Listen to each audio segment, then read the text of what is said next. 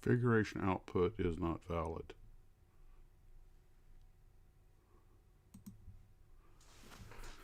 Configuration output is not valid.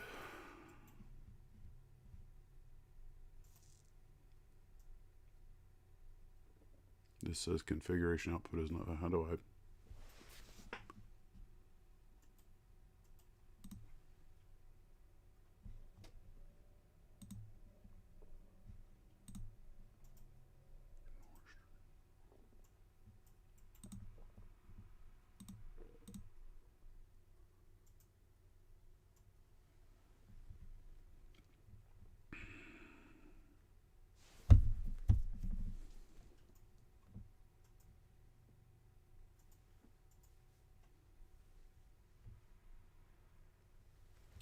What am I doing wrong here?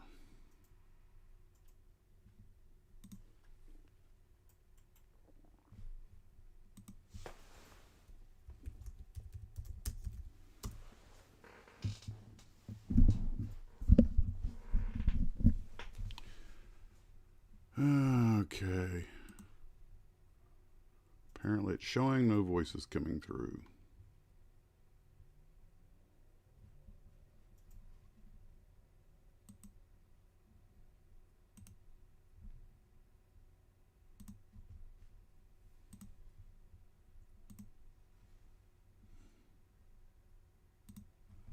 Audio input. Okay. Yeti. Okay.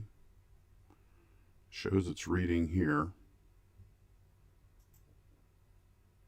Can or cannot hear me.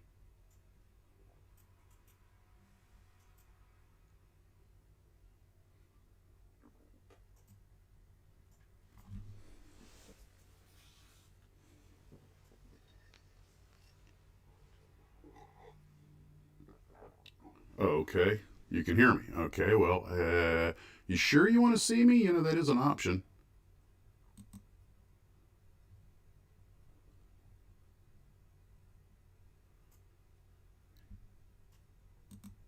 Ta-da!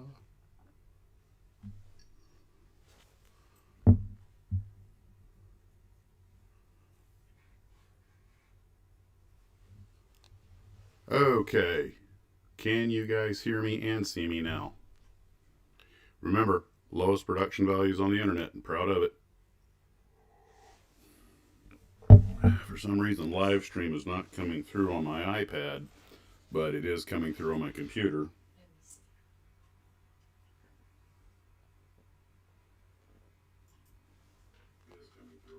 Oh, okay, you can hear me? All right. I don't know what's wrong with my iPad. I'm not going to worry about it. We'll just get the ball rolling.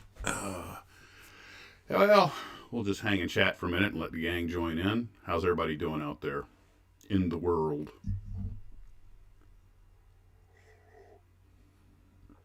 Oh, excellent, excellent, excellent. Please face the screen. Didn't bother to clear my desk ahead of time, so first off, guys, a big thanks to my wife, who this was not a planned thing, so she's letting me do this afternoon. Oh, I see what you mean by fix the screen. Okay. Okay.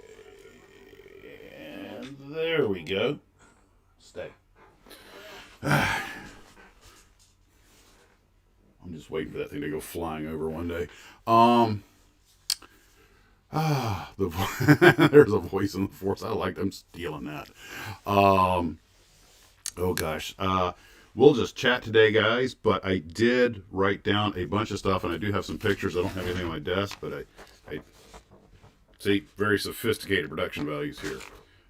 There were some pretty cool things that came up at work that I thought we'd all get a big kick out of just chatting about. And I'll wait till a little more of the gang signs on, but it's some pretty cool ideas that cropped up. Oh, the orbits are unfed. Well, you can give them dinner tonight. You can give them a candy bar on me. Oh, the Canadian F-104, yeah. You know, it's funny, since you mentioned the F-104 there, Johnny, that one of the things that cracked me up was that you guys may know this. Guess which Air Force that flew the F-104 had the best safety record, and as a side note, they were also the last Air Force to retire them, which wasn't all that long ago. Guire, Orange Tabby. Yeah, I was just up in Bradley Hartford last night, whopping 24 degrees. No, Germany actually had the worst safety record, believe it or not, and they can thank their old World War II ace Mackie Steinhoff for correcting a lot of that. It was actually Italy. Italy only retired their last F-104s like 10 years ago or 15 years ago, and they actually had the best safety record. But the Italians had a very strict policy. They used the airplane for what it was made for. They used it as an interceptor, and they only flew it. They never got up near the edge of the speed regime. They came in fast. They never got too fast at altitude, and they never flew it fast down low. So it was Italy, correct, Cam? And because of the way the Italians flew the airplane, they actually had very good luck with it. The reason the German accident rate was so high was twofold. One, they were trying to use it as a ground support airplane, which is probably the single greatest act of contractor fraud in history. You guys are probably familiar with it brought down the Willy Brandt government in Germany because of the Lockheed, the bribes, and everything. And whoever thought they were ever going to be able to justify using an F-104, even a license-built one, as a ground attack airplane, was smoking some left-handed cigarettes. But the Germans also, Mackie Steinhoff, he was the famous fighter ace at the end of the war. He was in the crash of an Me-262 and got badly burned, and he'd been called the most handsome man in the Luftwaffe before the accident. But Steinhoff tried to get the training. He was like, the problem is we're putting these young pilots, these high-performance jets, and flying these impossible missions. So he really started an intensive training program, and the accident rate went way down. And it's hard to believe. People forget the F-104 only missed the Korean War by about a year. It flew in '54, and you think about it, the thing was doing over Mach 2 when cars had tail fins. Yeah, lawn dart. That was actually the name they gave the F-16, the electric lawn dart, when it first came out because they were having so many mishaps with it. But like all great, any aircraft's going to have a lot of problems when they're new. That's just the way it goes. And some aircraft more so than others. As we were talking about the B-26 recently, it was one of the most trouble-plagued airplanes. But once they got the problems worked out of it, it turned out to be a great airplane. Seen a passing mention of your flying career in your videos. Oh yeah, I'm a working airline pilot. That's my day job. That's one reason I don't monetize this channel. I get away with all kinds of stuff because no one can threaten to demonetize me. But I try to keep this a labor of love. But yeah, my day job is flying an Embraer 190 for a major airline. I never mention my company name or anything because I'm not an official representative, but that's my day job. And in fact, I went into I spent the night last night in Hartford, Connecticut, and we got in, and we were supposed to come back tonight. That's why today's such unexpected. But I saw there was a 6 a.m. departure, so I got about 4 hours sleep, caught the early van to the airport, and thumbed a ride home. And that's why we're able to do this. Oh, the things I'll do for you guys.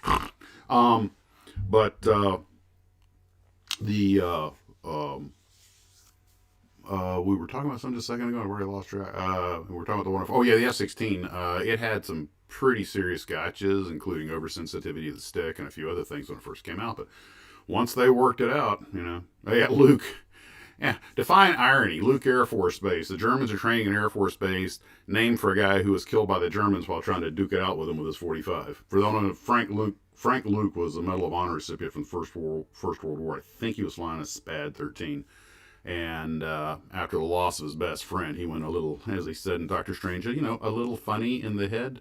And he went off on an unauthorized mission, attacking anything with an iron cross on it. And the Germans shot him down, but he survived the crash, jumped out, and according to legend, he whipped out his 45 and ironically tried to shoot it out with him in a graveyard, and which is exactly what it turned out to be for him. Of course, you never know how much of that is wartime propaganda.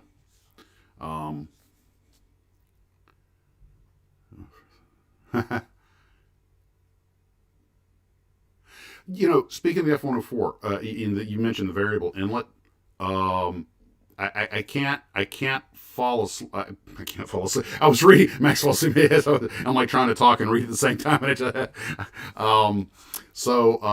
Back in the late 50s, I guess it was, when the F-104s first went to Germany, the Russians were so scared because they kept the inlets covered, because the variable inlet, apparently, that cone would move back and forth, is a big secret.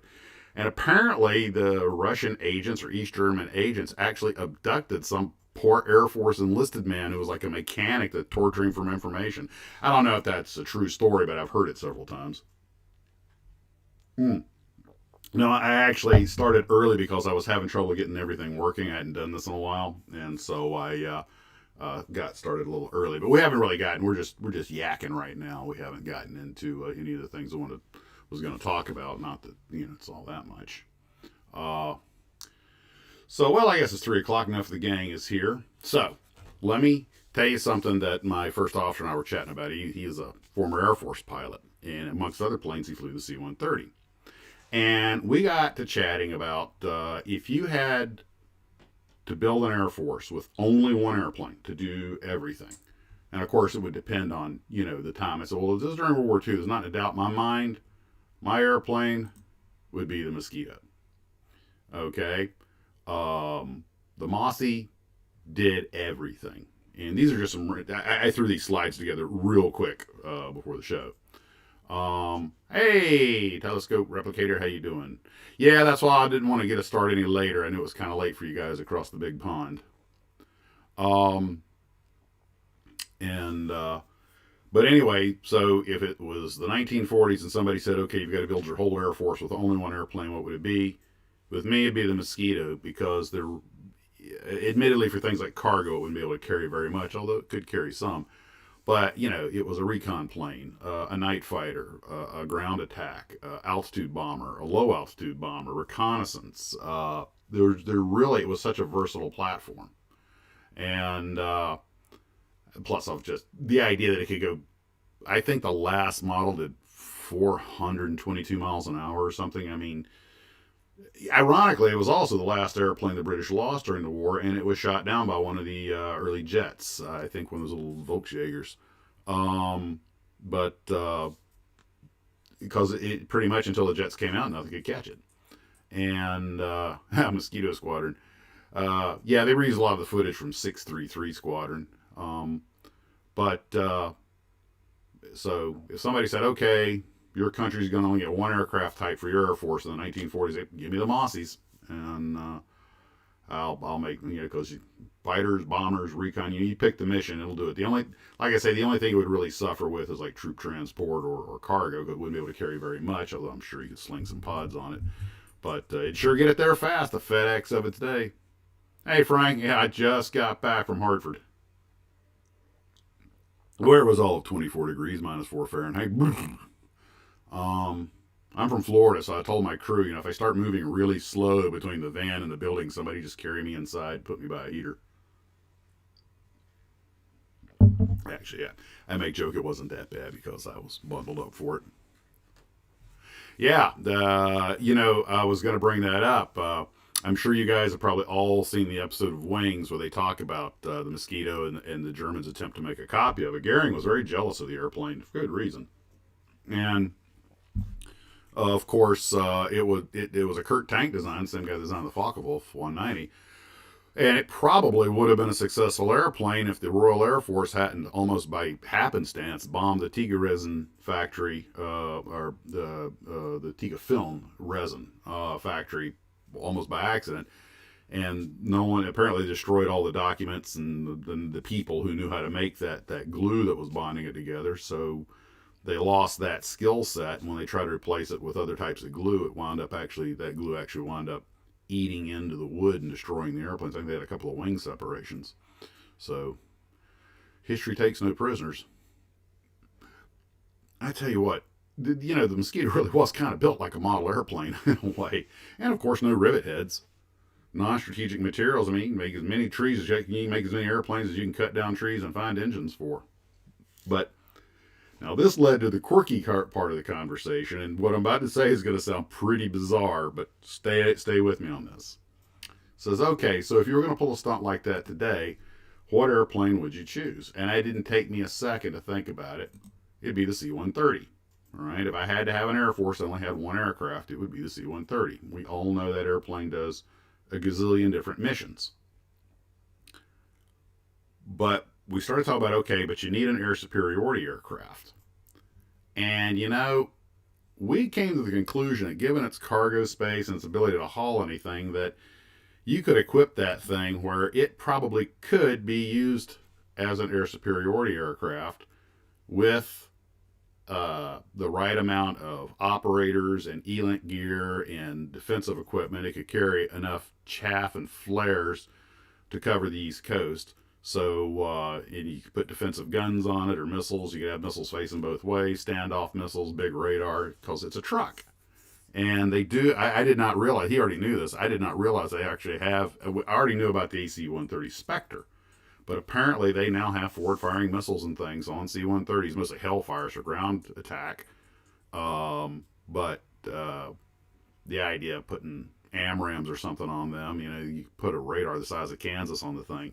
So, yeah, if I had to build one airplane that had to do every job, I'd just pick the trusty, dusty old C-130. I mean, think about it. The C-47 DC-3 was kind of the C-130 of its day, and think they're in a mission it didn't do. They were occasionally used as bombers, albeit grudgingly. In fact, the B-18 Bolo, as unsuccessful as it was, basically was a DC-3 with a bomber fuselage. But they used them through, and it did, fighting 4 or 5 wars. I mean, World War II, Korea, Vietnam. They used them as spookies. They used them as electronics countermeasures, propaganda. I mean, just because they're sky trucks. And yeah, the C-130 gunship is a ground attack. But I agree, Cam. Yeah, you put something like AIM-120s on it with a honking big radar. Heck, you could put an AWACS dish on it. It could be its own AWACS. And there, if you notice down here in the pictures I think I've got a picture of an AWACS. Yeah, lower left, you'll see there's an AWACS version of the C-130. Imagine something with that kind of radar linked into, a wing load of AMRAAMs. And you can have the rearward firing sidewinders in case somebody sneaks up behind you. So it's an incredible platform. And my FO had flown them. He was telling me some of the things he did in them. It's just an amazing airplane. It really is. There are a handful of aircraft that are true bellwether aircraft by which all are measured. You know, you've got the P-51 Mustang, the C-47, the C-130, the Huey helicopter. You know, it's faster than that. Everybody compares it to that. It's as reliable as a C-130, or you can get out of a short strip just like a DC-3. And no, stealth would not be its strong suit. It would have to be rotary drumming. You see, Michael. Now you're thinking that's the kind of stuff we're talking about. And yes, the C-130 was landed and launched. That was a demonstration flight to show that it could do it. I don't believe it's ever been done operationally. I'm sure the plane was stripped. But it's nice and a pinch you can do it. No, but that's without any arresting or catapult gear either. And yep, they're Hurricane Hunters. I think they fly about 30 or 40 different missions. One Air Force pilot told me that the only airframe that has more missions than the C-130 is the 135, which is essentially, the military answer to the yeah, we know what you meant, 130. But it's kind of the military version 707. And the only thing the C-130 would not be able to do, well, maybe it could do if you modified it, but the only thing it really can't do is the really, really high altitude stuff. But looking, hey, you build it, we'll put it on there. And but then again, it's possible that there may be some technology out there that can make an airplane a big bulky airplane blind to radar that's just too big and heavy to carry, but something like the 130 might be able to lug it, but you never said it fit it on a fighter. But you could put enough jamming gear on the thing to make it almost missile proof. Between that and the flare and the chaffs, rearward firing missiles, which are a thing now, right out of, what was that, Firefox, yeah, I tell you what, the modern missilery has made you can put modern missiles on a Cessna 182 and make a killer out of it. It's amazing how just dangerous these systems have gotten over time. Hey, Gabriel, So the but that gave me an idea, and I don't really I'm going to say this, but I don't really honestly expect anybody to do this. Although at some point, if I get my hands on a C-130 kit that I can bring my heart to cut up, I might do it. And that would be somebody should kit bash the F C-130, the Fighter Air Superiority, the FAS C-130. And I'm thinking clip the wingtips and put quad missile racks on each wingtip, then hang AMRAAMs between the props, but gigantic, probably put a radar dish on it and gigantic ELANT pods, have mini guns and flare dispensers hanging out the back end and everything. And I mean, it would literally be a flying fortress, a super fortress, a true super fortress. And that would make an interesting kit bash. And my problem is if I got a C-130 kit, it would be it's as much as I want to, it's hard for me to put the saw to a perfectly healthy model.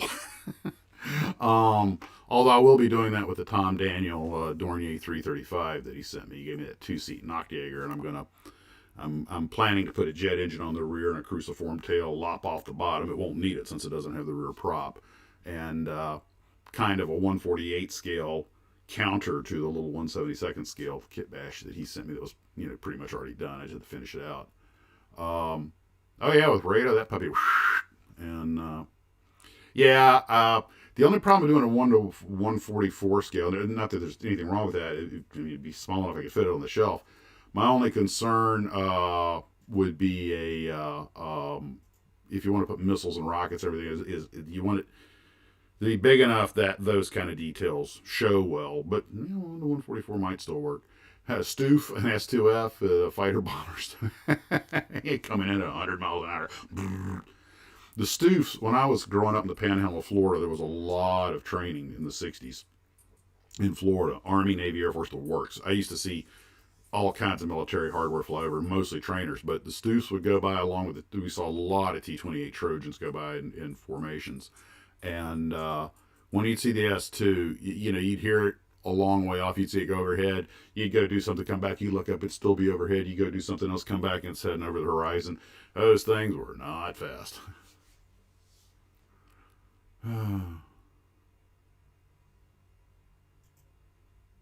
Hey, Bill. Yep, like I was just telling him, I was just in Hartford last night. Just got back this morning. Um,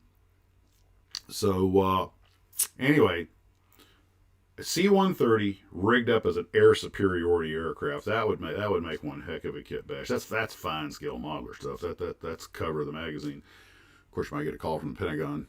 Son, quit talking about our secret projects. Um, would you mind giving some suggestions on putty and glues you like?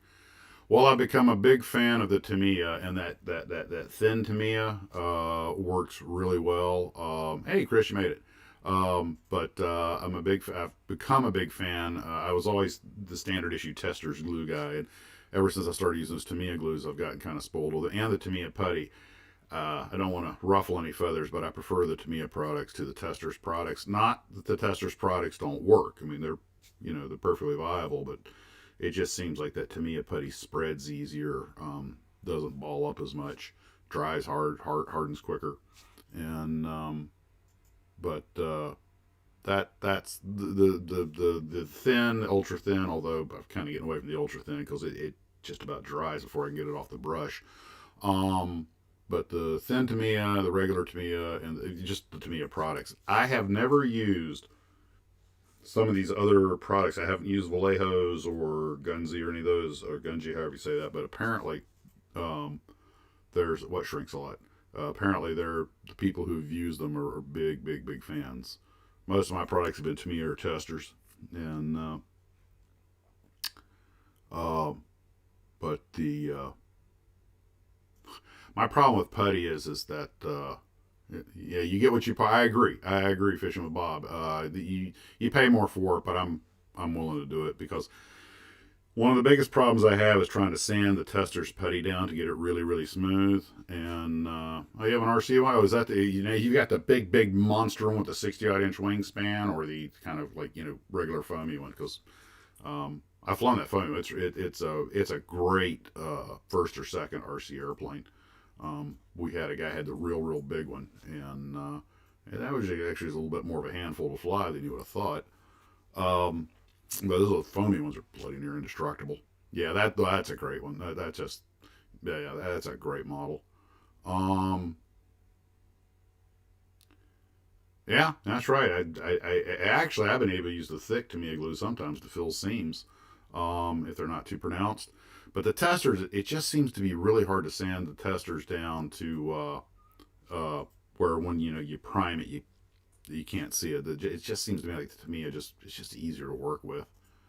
Um, yeah, you think it's hard, and the outside probably is. You start sanding, all of a sudden it starts coming off in balls and everything because the inside was still not quite hardened. Um, but one thing I used to do is I'd put some glue down. If when you pre-fit the part, there's going to be a gap. I put the glue, and I would just go ahead and put the tester's putty in a bead like glue, and squeeze them all shut and scrape it off. Let that harden, and then go in and sand it. But it always seemed like somehow you could still see the crease or the seam.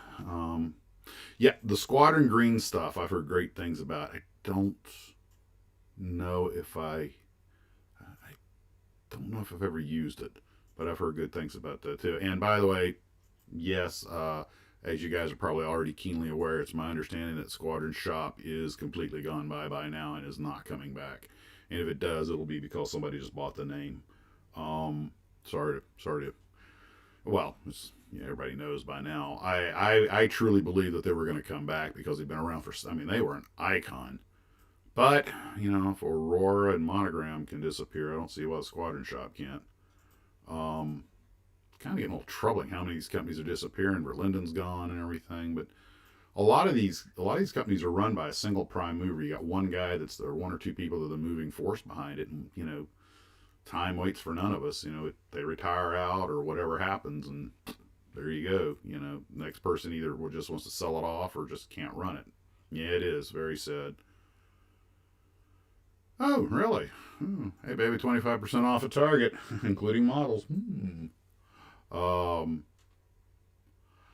I'm still trying to. I need to go over to Hurricane Hobbies and talk to Ron over there. I'm still curious why that little Hasegawa 1/72 scale kit is 40 something dollars, and I don't think it's a misprice because everything else in there was priced right, and it's a typical hobby shop. They sell it full MSRP.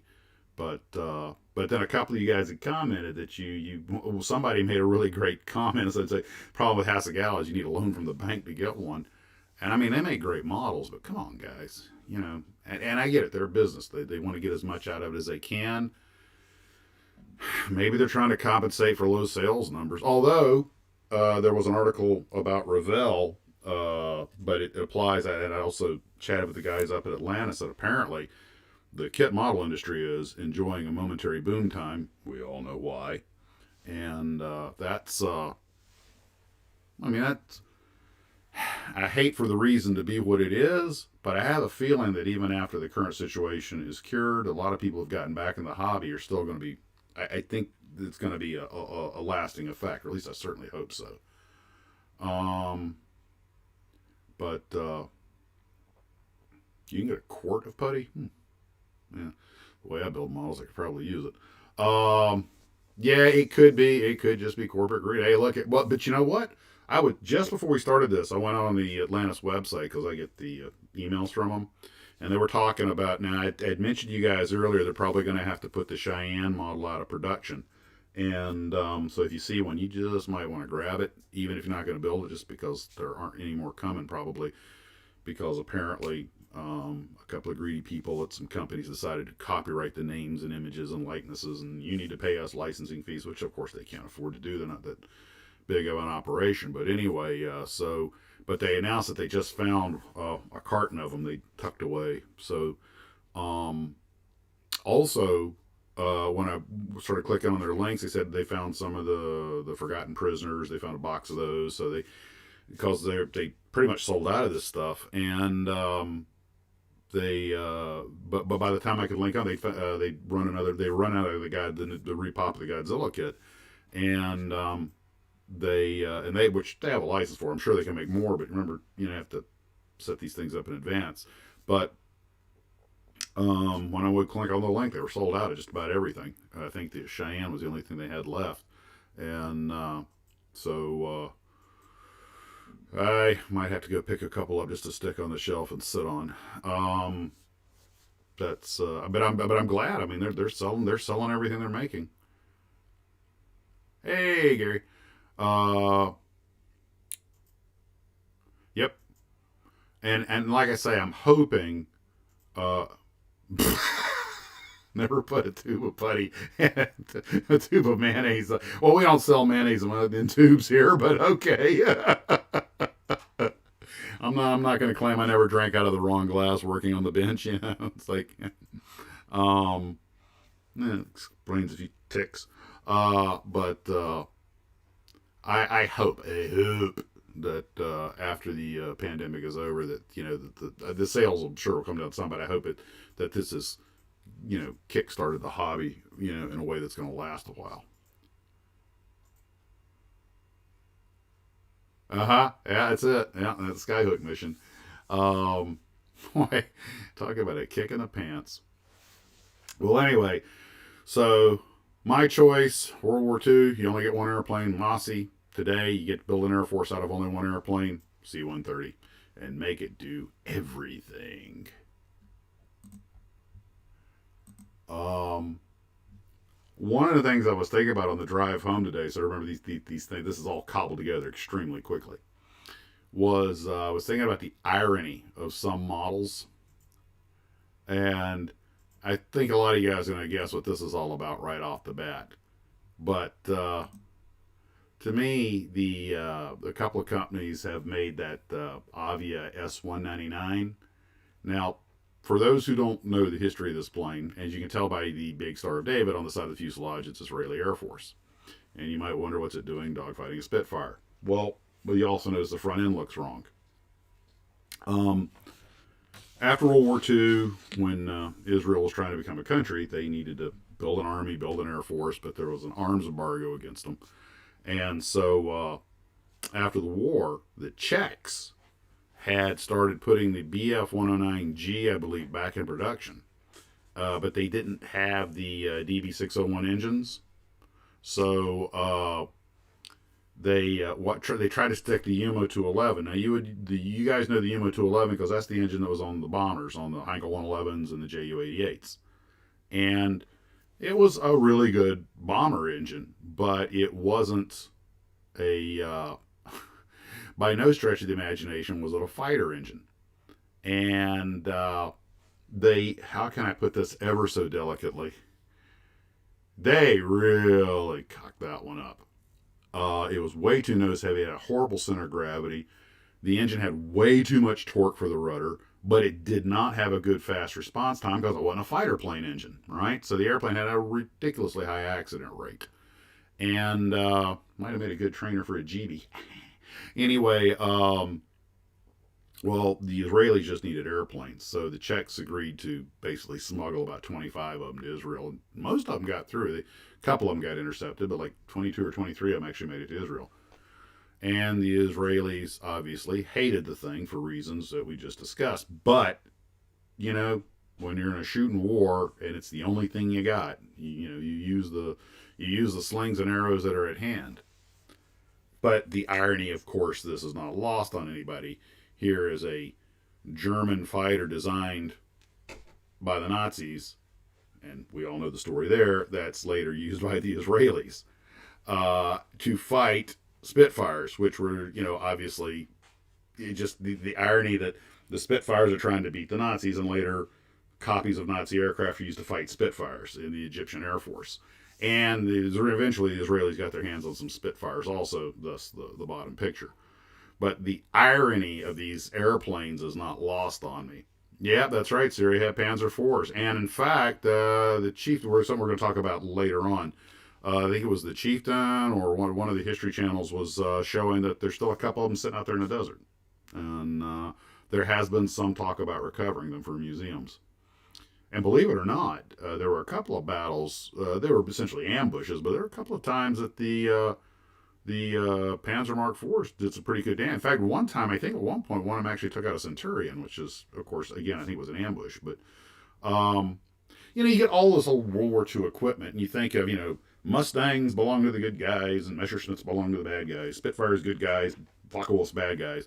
And then 5, 10 years later, in some other corner of the world where everybody's buying all the surplus equipment, all these new players, you don't know who's, what, and all of a sudden you see these same airplanes shooting at each other again. The football war down in, was it Guatemala?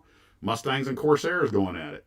And they still have a Corsair with 3 kill, and Thunderbolts too. They still have a Corsair with 3 kill markings on it at their like they're in front of one of their Air Force buildings in I want to say it's Guatemala, but yeah, absolutely right. Yeah.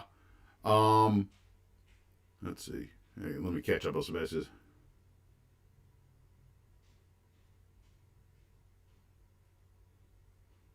Uh-huh.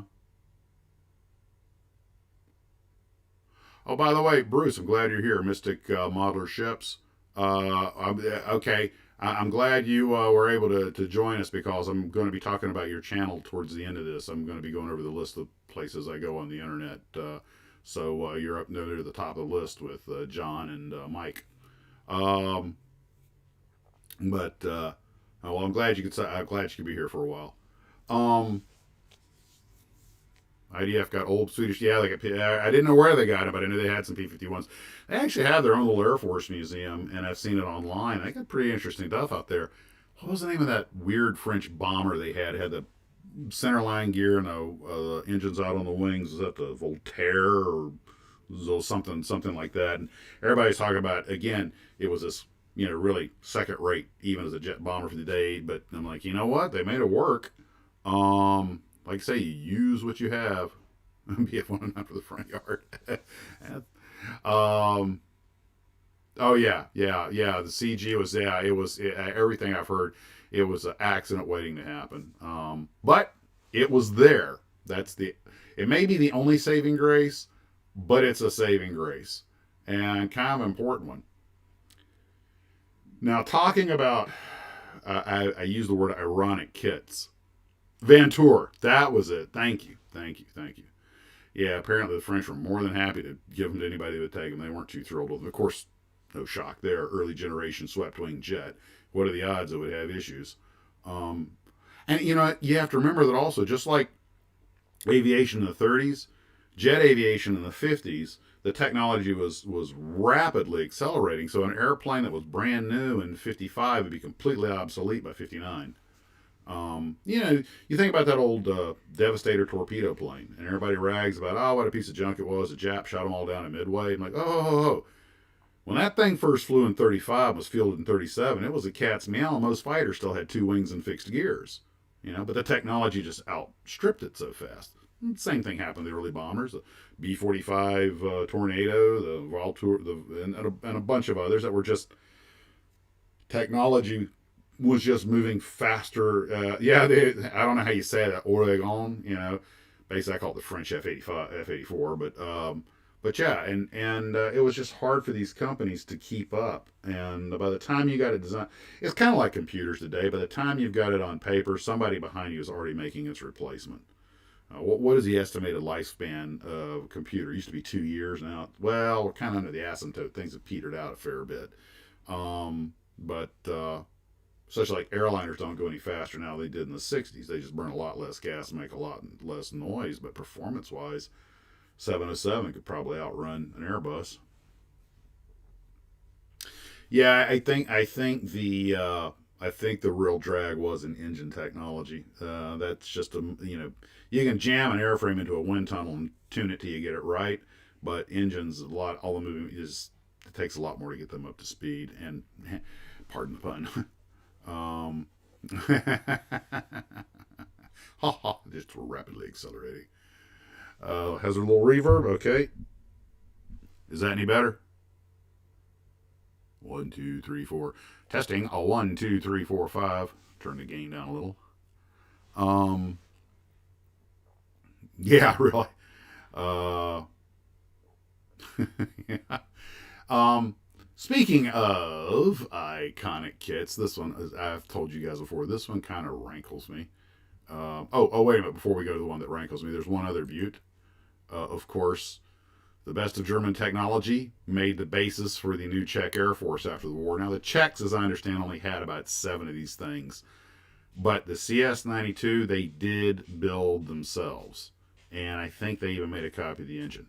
But my understanding, the airframes, obviously they had a lot of German parts left over. They cobbled 1 or 2 out of it. But my understanding is they actually fabricate. Nope, still okay. How's that? Any better? Check, check, check. But the oh, good, thank you, excellent, excellent, Smithers. But the Russians also, people forget, and you can go on YouTube and find it out there. It's a pretty clean video, actually. The Russians got their hands on ME-262, put it in Russian markings, and I don't know if they made any copies or just flew that one around. But it's interesting to see a couple of Russian Air Force officers, doing a walk around with an ME-262 with big red stars on it, which, by the way, make an interesting one to copy, to model. So ME-262, there was American markings, the captured ones. That's how I painted up the RC I totaled out recently. There's, of course, obviously the Germans, the Czech ones, and the Russians. There's 4 different national. Oh, and the British. The British had a bunch of them. So there's 5 different nationality markings you can make on your ME-262. I haven't built one of those in forever, and I've got a couple of kits, including that one of the CS-92s that you guys sent to me. Talk about any ships? No, but we're going to, Bruce. I promise you, we're gonna loop back. We're gonna loop around to ships. So I always thought that was a little ironic, I guess it would be ironic that, the beginnings of these air forces were based on, basically just using their enemy stuff. But the one that has always rankled me is this one. And I think it's obvious why. But the thing about the NPC car, the Monkey's Mobile being turned into Fonzie's dream ride, is, first off, Happy Days took place in the 50s, and that car was a decade later, for one. 2, and I hope I don't offend anybody, because I love the Japanese built I think it was a Kiko, which was a straight wing. It looked like a 262, but it had pretty straight wings on it. It was an indigenous design that was supposed to use their copy of a Japanese engine or a German engine. But I love the monkeys. I watched them religiously as a kid and everything, but they were basically 4 goofballs, whereas Fonzie, on the other hand, was supposed to be, the coolest guy on the planet, the epitome of cool. So it's just like these guys, they could not be more different, the 2 groups, not to mention that, again, the car didn't even come out in the 50s, but the whole thing was just, I just saw that. It just, to this day, it's the one kit I would buy to throw away. It just, it causes cognitive dissonance.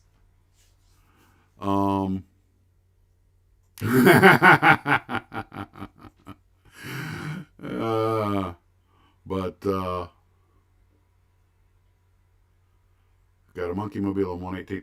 By the way, there was another version of the Monkey Mobile made by that was a Japanese company. I forget offhand. They called it Moon Eyes, and but I don't think it used those molds. My understanding, it might have been a different scale.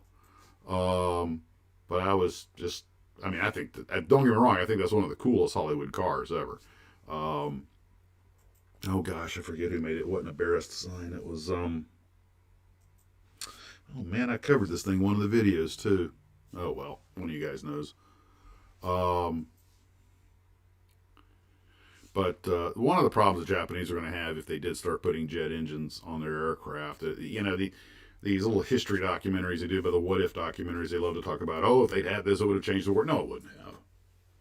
They were virtually out of fuel to begin with. It was all that they could do to muster, any skilled pilots. They were so tight on fuel, they were barely doing any training, and you're killing me. Yeah, that's exactly what the monkeys were at. Exactly. Dean Jeffries, thank you. Dean Jeffries made that car. To me, though, that car is right up there with the Batmobile. and way cooler than Black Beauty from the Green Hornet. But that's me.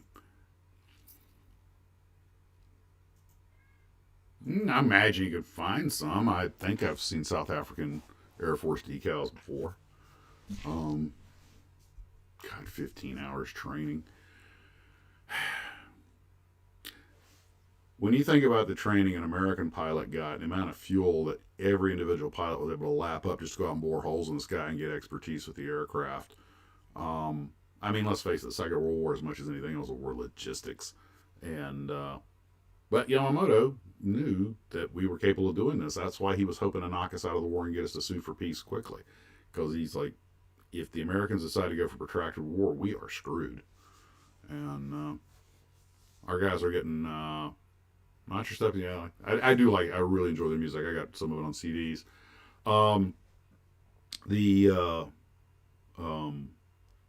I think we were sending our pilots, by the time most of them were actually sent to fighting units, they had over 350 hours, at least towards the end of the war. And, nobody on the other side could touch that. And so, we had the perfect confluence of both quality and quantity. We were able to make a lot of it, and we were able to, no training. You bleed and you sweat in training, so you don't bleed in battle. And try and envision this. This is another thing my first officer and I were talking about. Try and envision this. Go down to your local high school, okay, meet a class of seniors, and realize these kids are 17, 18 years old. Now, try to remember when you were 17 or 18 years old. Now imagine you're 19 years old, or maybe 20 or 21, and you're in a single-seat fighter somewhere over the middle of the Pacific, or somewhere over the middle of Germany. By yourself. You've gotten separated from the group because the minute the enemy showed up, everything just disappeared. You're a bad guy land in a high-performance fighter with everything out there trying to shoot you down, and you're by yourself. I mean, that's got to be a pretty terrifying experience. Yet, they made it back. Well, that was 10 hours in Spitfires, which admittedly was a bit of a jump. One of my favorite parts, and one of the parts that got a lot of accolades of the Battle of Britain, is when Simon tries to land with his gear up. They run out and fire the Berry pistol and the flare gun, and he goes around, comes back, puts the wheels down, and I think it's old Edward Fox is talking to Ian McShane. I believe that's one of your lot trying to land without wheels.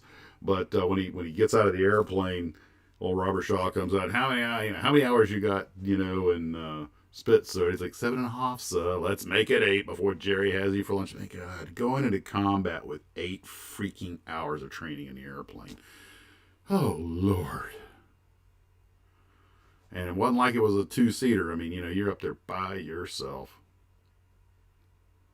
American pilot, 20 years old in command of a B-17. Tell you what, that was a generation that had to grow up fast.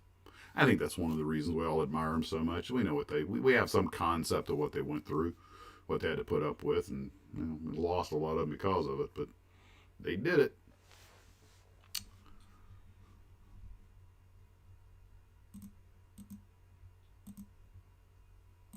One more slightly ironic kit.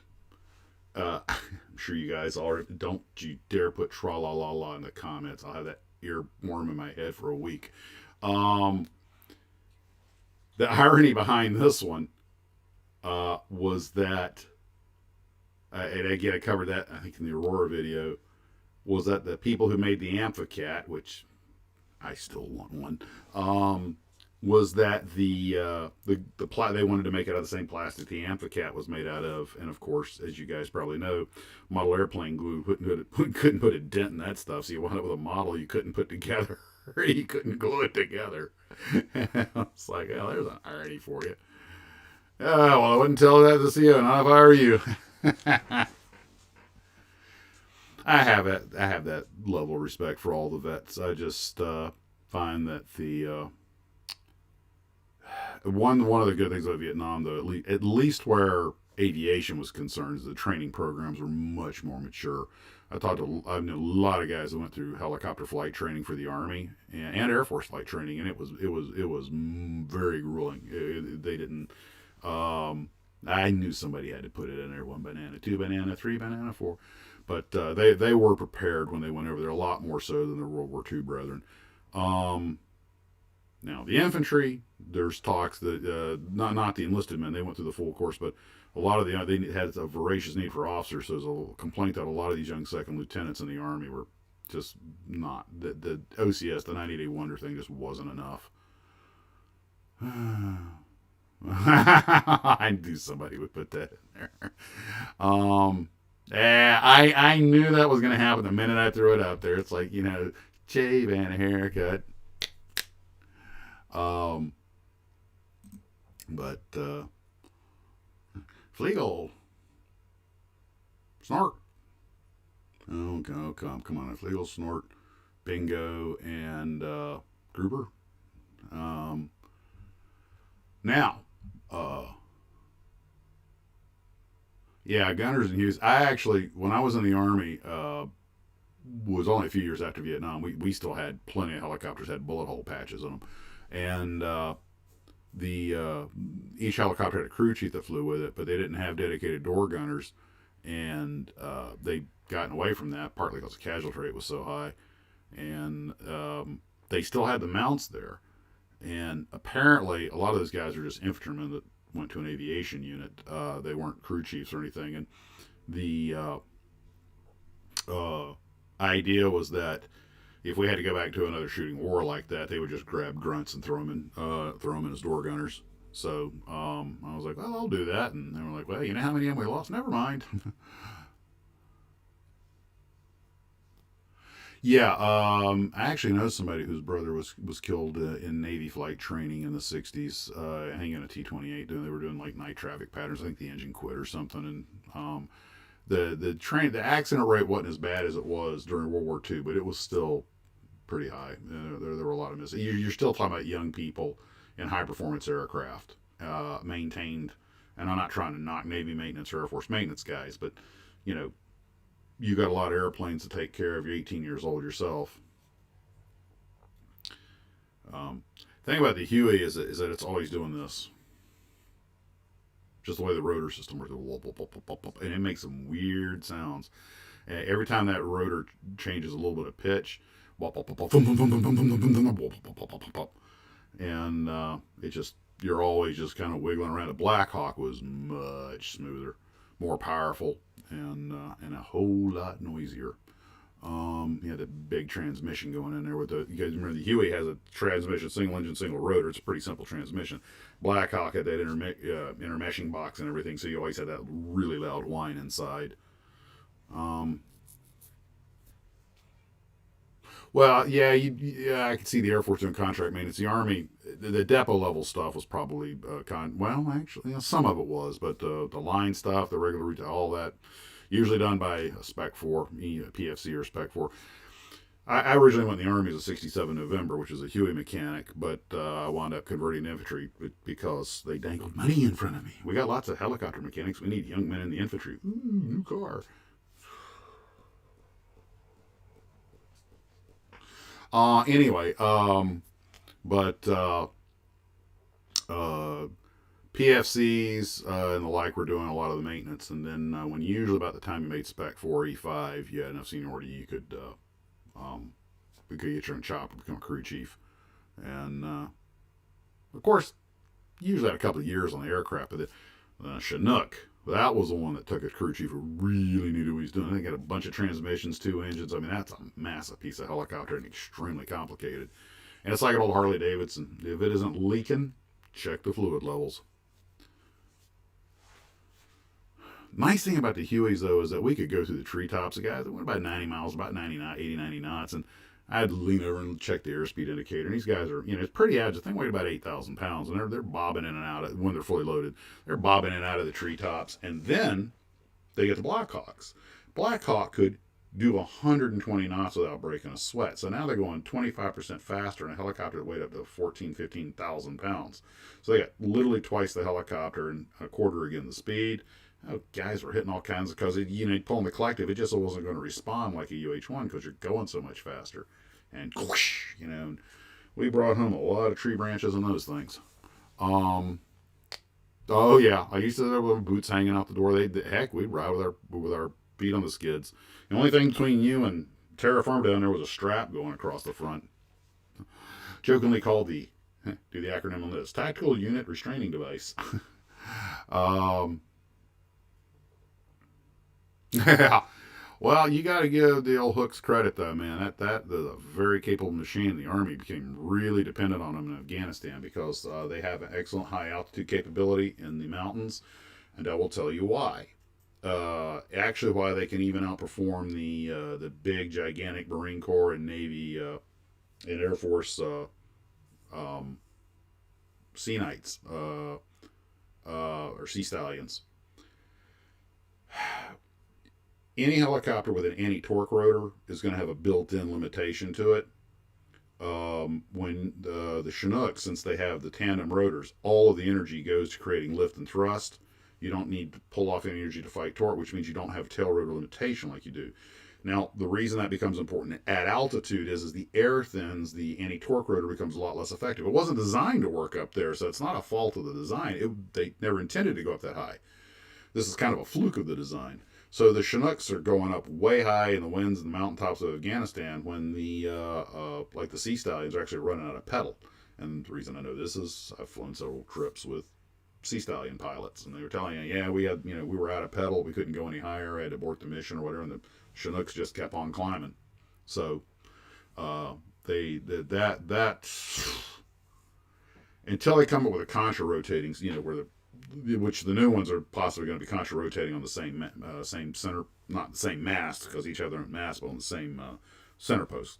And that's gonna. By the way, this new thing they're playing with looks a lot like the old Cheyenne. Only it has contra rotating rotors, but it still has the pusher, and there's a lot to be said for contra rotating rotors. In fact, Command, K-A-M-A-H-A-N, or K-M-H-A-N, K-A-M-H-A-N, Command helicopters are famous. They're the ones that have what they call the intermeshing rotors. They're like a Chinook because the blades, they intermesh like a Chinook, but the masts are very close to each other. So you have more of a center of gravity issue. M24 rides rather than I'm sure it does. Partly because it's very large, very heavy, and very, very, very mature platform. It also has a lot of rotor blades. Remember, one of the reasons a Huey makes so much noise, or at least the old Vietnam Hueys, because they only had 2 rotor blades. The more rotor blades, just like the more blades you have in a propeller, it tends to be smoother. Operative word tends to be.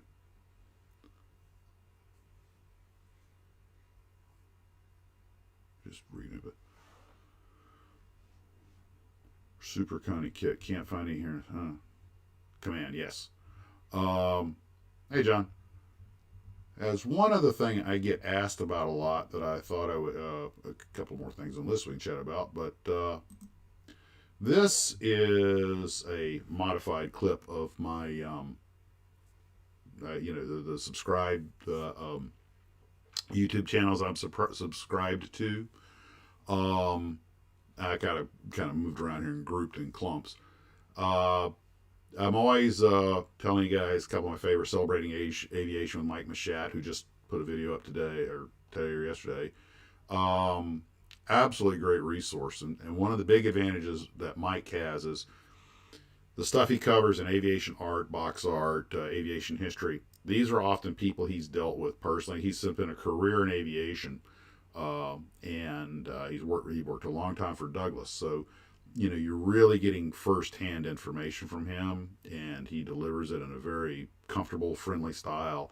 It's a lot of fun. Every day, I always watch his videos as soon as they pop up. He's always got something interesting to talk about. He's got a great model collection. He's a fantastic model builder in his own right. In fact, I've had a few of his models in some of the viewers' builds, and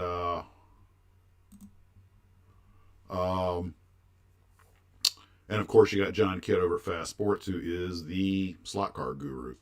And I've told you guys this before, but John's one of the reasons I kept this channel going, because I got some pretty ugly comments from somebody, and he kind of talked me off the ledge on that. He's like, "Yeah, there's always going to be that one troll. Don't let him get to you." I was like, "Man, he was right." Then Bruce, we have Mystic Modeler Ships. Bruce builds a lot of ships. He's getting into airplanes a little bit now too. Again, I love it. This guy in his garage building models, knows what he's talking about, builds them with a lot of heart and soul, and is builds a lot of them too. Surprised how when it comes to rigging those sailing ships, that's I think the thing that has always impressed me. It's just like rigging World War One biplanes. That Bristol Bulldog, and some of Mark Huber's World War One aircraft, and a few of the others I've seen around. I just look at that and I'm just like, ugh. I feel like I'm doing surgery the first time every time I try to rig a World War One airplane. And Havoc's son has a channel. I don't think I have him up here. I mean, I'd actually be subscribed, but he's been doing some of those pocket World War One kits, and he does nice little, very clean, easy to watch videos about and just goes over the kits. And of course, I don't know if you guys know Josh over at Flight Test, but that's an RC. They do a lot of build-it-yourself RCs. Great guys that have managed to basically make a living through their YouTube channel. Well, now they're actually manufacturing their own RCs, but those guys are having way too much fun. So if you're at all interested in like a do-it-yourself RC aircraft, then they'll do the silliest things. They'll make a huge RC, see if they can get a brick to fly. They actually got a chair to fly. Literally built a gigantic RC out of foam around a chair. Again, having too much fun.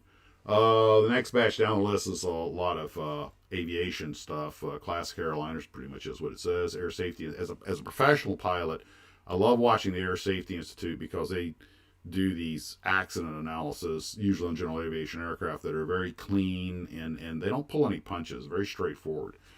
Obviously, Steve Hinton out of Planes of Fame Museum can't be an aviation head without watching Planes of Fame. He's got all these flying jets and props and everything. Dark Skies is fun to watch. He also has dark footage and dark docs and all these others. The guy has a really good narrating voice. I've caught some mistakes in his work, and a lot of time he uses file footage that doesn't really match what he's talking about, but still, great watch. And I'm going to guess that a lot of you guys, as we go through this, you're going to see a lot of ones that you're also watching. Expo Aviation is done by a guy who's a career airline flight attendant over in England. And it's the history of these airlines that have all gone Tango uniform. He kind of does for airlines what I do for the kit model companies. If you guys haven't seen Mustard, he is a guy that does history videos that are on, he does his own 3D graphics. And he does really nice ones. A lot of them are on aviation, but he's also done various trains like high-speed rail and stuff. His things are about 8 or 10 minutes long, and they're just really cool. Very well researched, magnificent animations. I always enjoy it. I imagine probably everybody's familiar with Wendover Productions. He does these history videos, and I'm sure most of us know The Chieftain. And I really enjoy listening to Nick chat. Of course, he's a career tanker in the Army. He's a major. I think he's about to put on Lieutenant Colonel. And he's in the Guard now, I think. And he's originally from Ireland. He was in the Irish military before he's in Irish, so he has kind of a unique take on things. A real fun guy to listen to. Incredibly dry sense of humor. I love his thing about, talking about firing the main gun at somebody, you send them some love. Or when your tank gets hit, having, as he calls it, an intense emotional experience. That kind of. I'm sure I would enjoy a lot of these. Where was it? Anagram. Oh yeah, I sent a link to Anagram to somebody who was asking. If you guys have never heard of Anagram models and you're into unusual aircraft, you got to go to their website. They just got it's a resin company, so they make small runs. They make all that weird stuff the Germans are dreaming of at the end of the war and a whole bunch of other stuff. And if you can't find any place else, I'll bet you Anagram probably has one. They're kind of like the airplane answer to Fantastic Plastic. He's that way with spacecraft. Then, of course, the Tank Museum. And yes, I have definitely been watching their tank builds. A lot of talented guys. The one that impresses me the most, and I actually think I commented on this to somebody last night. I was actually on the plane doing that. Not while I was flying. But the gentleman sadly has passed away. But he spent 3 years hand making out of metal a huge radio controlled Tiger II with, as the curator put it, the often misnamed Porsche turret, the round front turret. And the thing's absolutely fantastic. He didn't ever painted it, so it's all raw metal. They have that in the museum. He insisted to be donated to the museum. He handmade every link to the track's like 90 links. There's like 90 links aside. So Pierce. Oh yes, to Cam. I watch all the Pierce says since I. You know what? I need to subscribe to them. I don't think I'm subscribed, or I thought I was. Sense of Scale, Pierce Film Productions. They do these 8-10 minute videos from the model builders in Hollywood. That's where I got a lot of the stuff I've talked about on some of the videos. That Air Force One they made, which was, I think, originally for executive decision, that was later used in Air Force One. That's why I say the Air Force One they made. And the KC-10 they made. The models are just beautiful. Now, one of the people who occasionally watches this channel, it's Mark Tyler over at Immense Miniatures, was in Hollywood Special Effects making miniatures. And he and I zoomed at one point, and he was talking about how sometimes you get these artists that are doing this magnificent work, but it's stuff the camera won't pick up. And I was like, yeah, they shouldn't waste time, because sometimes it's easier just to let them do it, because if you try to talk them down, you don't need that much detail. They're artists. They causes cognitive dissonance. Guys, go to Pierce Film and watch a few of their episodes. A Sense of Scale, I think, is the name of the series by Pierce Films. 8, 10, 12 minutes a pop. Be careful. It's addictive. Just a quick thumbs up. How many of you guys are familiar with Lindy Beige? Kind of half madman Brit that does these history videos, usually on militaria. Got to be one of the 10 most colorful people on the internet. And he's proof that you don't have to have like super high production values or an expensive setup if you just have something interesting to say and know what you're talking about. And of course he's got this BSC, bat crazy delivery that is addictive. And I always get a kick out of it. I've sent several comments to him. I think he might even respond to a couple of them. But this is the kind of guy that gets 1 million views a video. I mean, he's making and some of the stuff on the ancient weapons, I kind of like, kind of not my thing, But then he'll do. He did one where he just walked around a model shop in Britain and just kind of like what I did over Hurricane Hobbies. He's literally just walking around with his phone. Lamenting how things have changed, and I was like, oh yeah, we can all understand that. Yeah, history guy. That's Lance Geiger, and I've made a lot of comments on his channel. I don't think I've ever heard back from him, but Lance is another guy he's like Lindy. When we got. He actually has to have his family help him with it. His son researches and writes some of the stuff. His wife does. She's a historian also. I've briefly followed a few of them on Facebook. Just it's kind of nice to know who you're dealing with. See the face. Oh, of course, I watch Mark Felton. I actually, it's funny. I didn't put him on this list, but I am subscribed to him. Mark Felton. Again, I've actually seen Mark Felton on television documentaries. He gets interviewed. He's a doctor of history, I think, and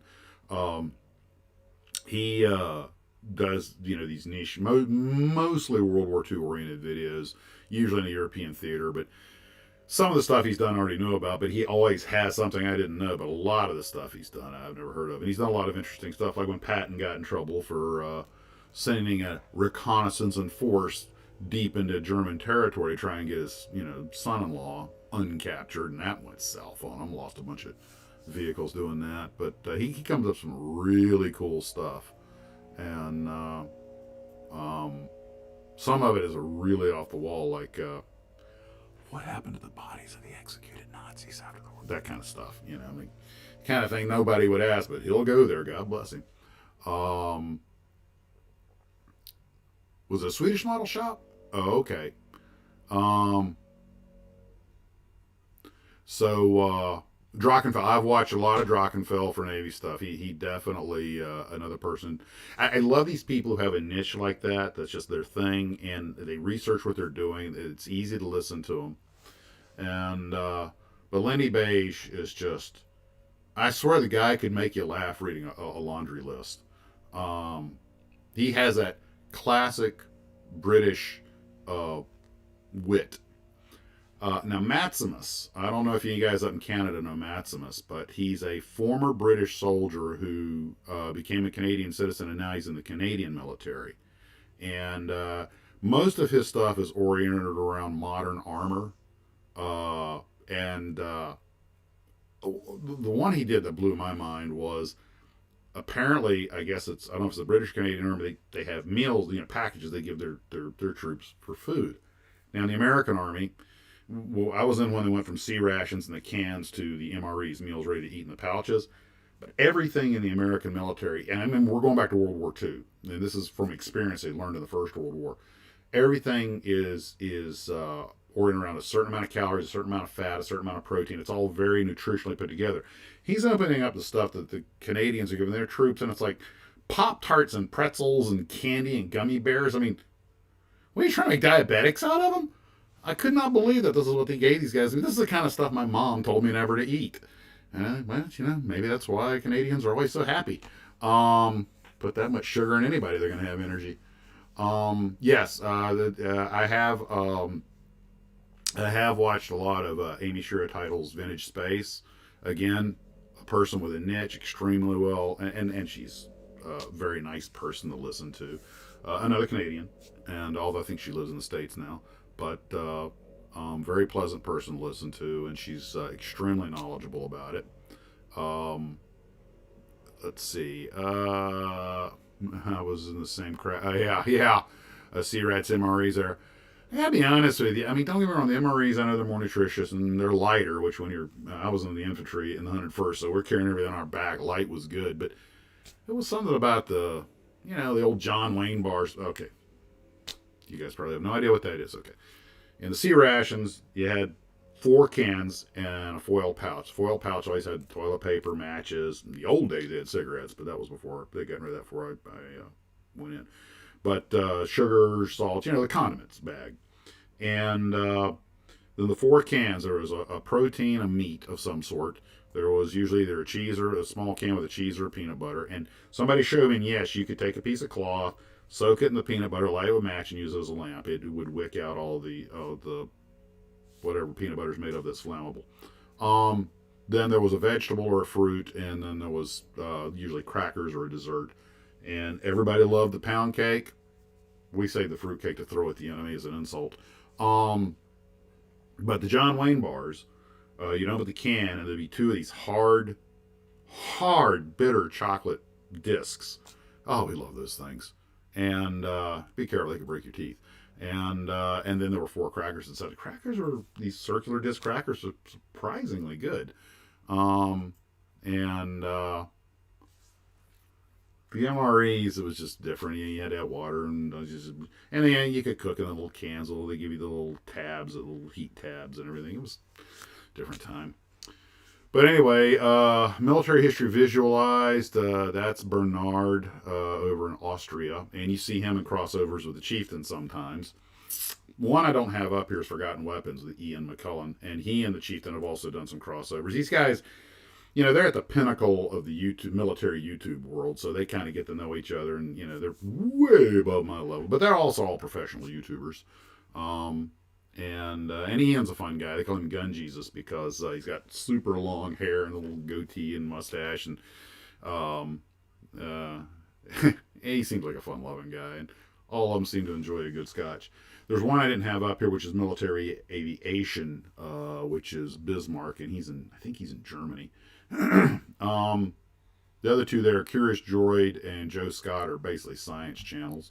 Joe Scott's a real funny guy to listen to, and Curious Droid he's done some aviation stuff. He does a lot of space stuff, and I think his name's Paul Schlito, if I remember. He's an extremely knowledgeable guy. Now these 4 in the upper right, you can apologize to the crew of this slide. I know it's not to scale. Are all the first 3 in this box. These are all history oriented. The first 3, the Great War, World War II, and Time Goes to History, are done by Indy Nidell and his crew. And the Great War, That's how this all got started. And they did like a weekly news report on the First World War, exactly 100 years to the date after it happened. And they did it in real time. So I watched them for 4 years, or really 5 years. It was so successful that they now do this full time. They just jumped on into World War II. They have another one called Time Goes History that handles a lot of the interwar stuff, all done by the same group of guys. Andy is a guy from Texas who has immigrated to, I think Sweden. But they're in Europe, so they're able to go to some of the battlefield sites and everything. But a bunch of just a great bunch of people. But I warn you, especially if you watch the World War II ones. I mean, as much as I know about history, when they give them like the daily casualty reports, after a while it almost becomes depressing because you start to realize how many people were lost in these wars, civilians and everything else. And man, it really does bring the gravity of that situation home. But incredibly informative, very well researched. And actually, the guys are kind of, in some ways, where they can be, they're kind of funny and lighthearted with the delivery when they can be. But they treat the subject with due reverence. Okay, play nice, guys. You had the operative word, tinfoil, is dehydrated. You know, it's true. You come home with MREs or C-rats, the kids are just candy. And oh, look, something good. As my brother said when he went his 3 days of Air Force survival training, we got to eat real Army food out in the field. I'm like, oh my God. Yes, the same brother I was talking to the other night. So history buffs, the guy that does history buff, Nick, I think he's English. And what he does, it's really interesting. He looks at movies with a very critical eye towards history, and he's done Tor, and a bunch of others. And he just talks about the accuracies and the inaccuracies, what's right, what's wrong. Some of the movies are terrible, some are great. Captain Disillusion, he lives down in Lauderdale, I think. I believe he's actually originally from the Ukraine or somewhere, but he is a guy that debunks a lot of the stuff we see on the internet. And he shows the special effects and how they're done. Extremely informative channel. If you're all interested in special effects or how people pull off the fakery on the internet, and he's really good with the 3D graphics and special effects. And he shows you how a lot of this stuff is done. Once a lot of work goes into it, but you realize it's not as cosmically as you think. These three are like movie critic channels. Minty, he's another guy that he's just a funny guy that talks about old movies and stuff. And then Foundation for Economic Freedom, Fee. I really like that guy. He's out of Atlanta, and he talks mostly about movies, actually, but he also talks about some of the truths and myths in certain movies, what's important about them. And but one of the things he does is dispel a lot of the economic myths that you see in television and movies. They talk, and it's kind of an unusual, one of a kind sort of channel. I just find interesting. And Nancy Quinn, High Mountain Artist, that's my sister-in-law. I just thought I'd give a shameless plug for her channel. And there are some others that I watch, but they're political. I didn't think that was appropriate to this channel. We all kind of come here to get away from all that stuff. Although, judging by the rest of it, you can probably fill in the blanks. So the reason I talk about all this is I know a lot of you guys had asked about, have I seen these videos or do I watch these channels? So I just thought I'd just cover that real quick, give you a little peek into my world. Nothing too astounding there. And I bet you most of you have at least 2 or 3 of these on your own subscription channel.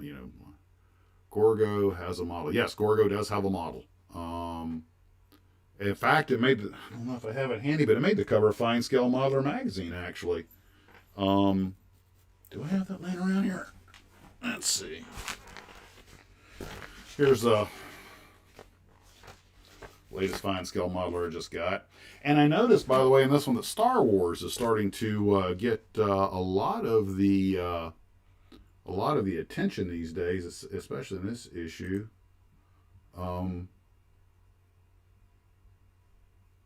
Let me make myself big and beautiful here. Dun dun dun. Well, I'll make myself big anyway. But the Y-Wing, look, to me, I'm sorry, I just think that, I know the X-Wing is the go-to Corvette of the sky, the TIE Fighter is the ultimate, Messerschmitt Zero badass, but I just think the Y-Wing, I know it's the Hawker Hurricane of space, but I just love it. as I recall in here, there's some other Star Wars stuff that seemed to be getting a lot of attention, and I seriously doubt they're getting paid to do anything like that. I gotta give these guys credit, the amount of work that they put into these things, and the patience that they have.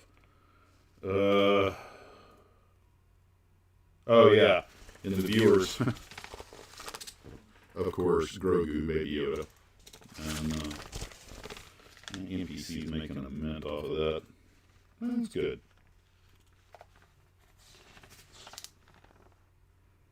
You see, if I was any kind of real modeler, I'd be making components like this for the launch umbilical tower and finish it all out in brass. But too much of a wuss. I'm too much of a wuss.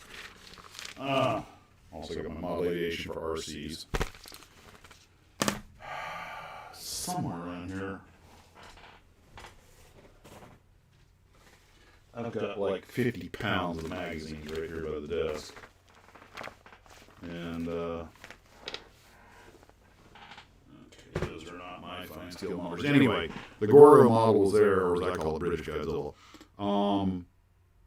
You know, I've harped on this before. It isn't until I watch these movies again I realize the monsters aren't the bad guys. And Gorgo just, you know, Mommy just came to get baby back. And if we had snacked to begin with, which we had no business doing, then he wouldn't have ripped up, you know, part half of London and torn down Big Ben. Getting reverb. All right.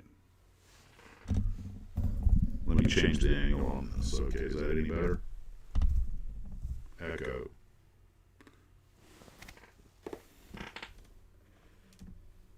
What about now? Do you have a Discord channel? I don't even know what that is. That name sounds familiar. I put a few of my things out on Soundcheck. You're still getting the echo, huh? What could be causing that?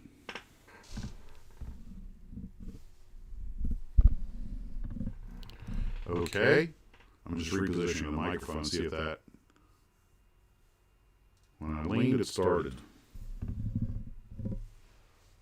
Echo, echo, echo, echo. 1, 2, 3, 4, 5.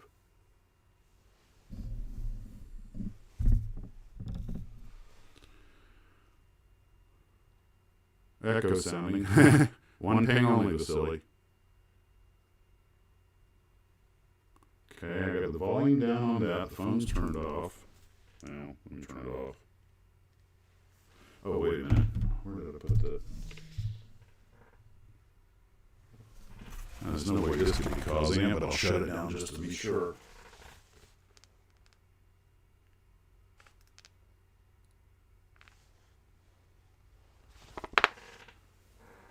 It's like it's too sensitive, huh? All right. Turn it down all the way. Yodel-a-hoo. Yodel, yodel, yodel.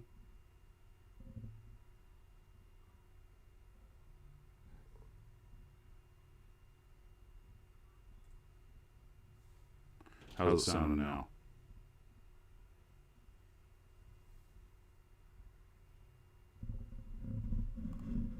Okay, how about now?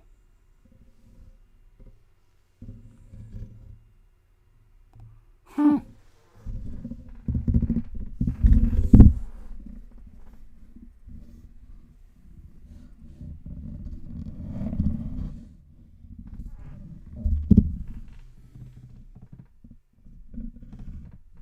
How about now?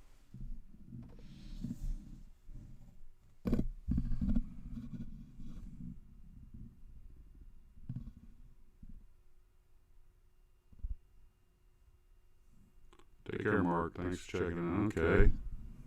I don't know what... I'm going to do a countdown from 10. You guys tell me what... That sounds better?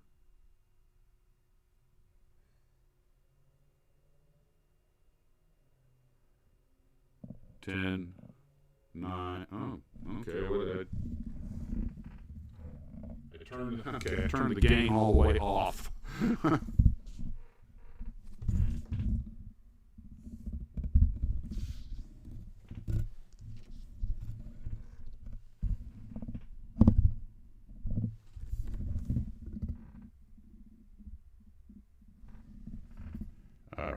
All right. 1, 2, 3, 4, 5.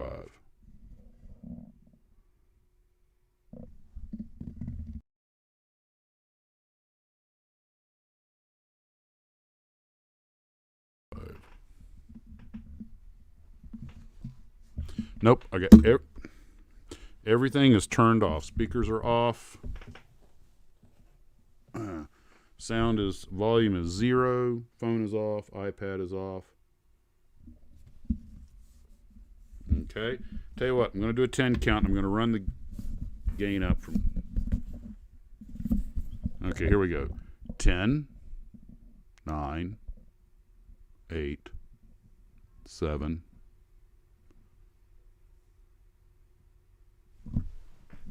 Okay, let me check the other end of the plug.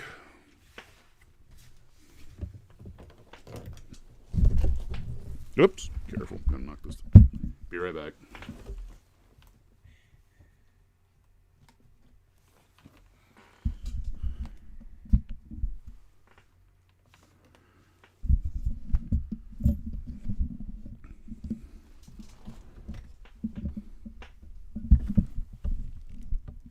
Could just be if I just get further away.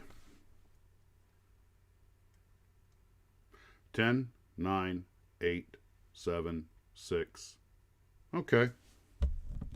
Don't know what I did, but as long as it's working. I might just got too close. Okay. Now, for something entirely different. How many of you have built models with electronics? I had one viewer of the show tell me the other day that he did not like kits with electronics. He's had some real bad experience.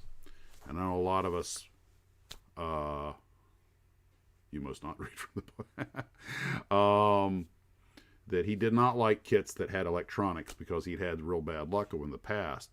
And I've always been able to get the electronics to work, but usually after a while, you know, they start pooping out and you got to tear the model apart to fix it. So you just, yeah, my Enterprise, I had working Broussard collectors and all the position lights working in the bridge, heated, lit up, and had lights on the inside and windows cut out. Oh, I was so proud of it. And then, you know, a year later, half the stuff's quit working or whatever. You move the model around a few times, something comes loose. You don't want to tear the model apart. It sort of lost its mojo. So electronics, I mean, I love the beautiful models you guys do that have electronics in them. For me personally, they've kind of lost their mojo because after the ooh-ah, and you show it to a few people, then, you know, it starts getting cantankerous. So I was kind of, oh yes, I did the Goodyear blimp too. Never really got it to work properly.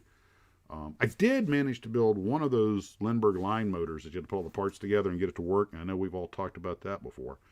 It worked for about 30 seconds. I was like, hey, it worked. That's all I did it. I made it work, you know, off the bucket list. So B-52 had, what electronics did the B-52 have, Ken? I'm not familiar with that one. Oh yeah. Really, still works after 10 years. Though. I'm not soldering well enough. So I was just kind of curious. Started a little flame war down here. What you guys think of electronics and kit models? Although I do understand that LEDs have made things a lot, you know, modern circuit boards, everything. Man, some of the lighting kits, like for the B9 robot, you need a master's degree in engineering to figure it out. But when you get it to work, they really look good.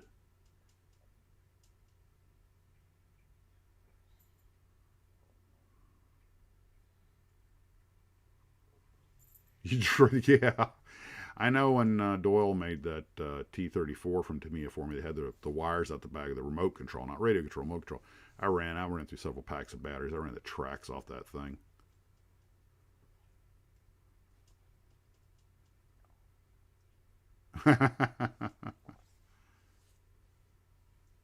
Yeah, you had to build with Lindbergh, you had to build the motor.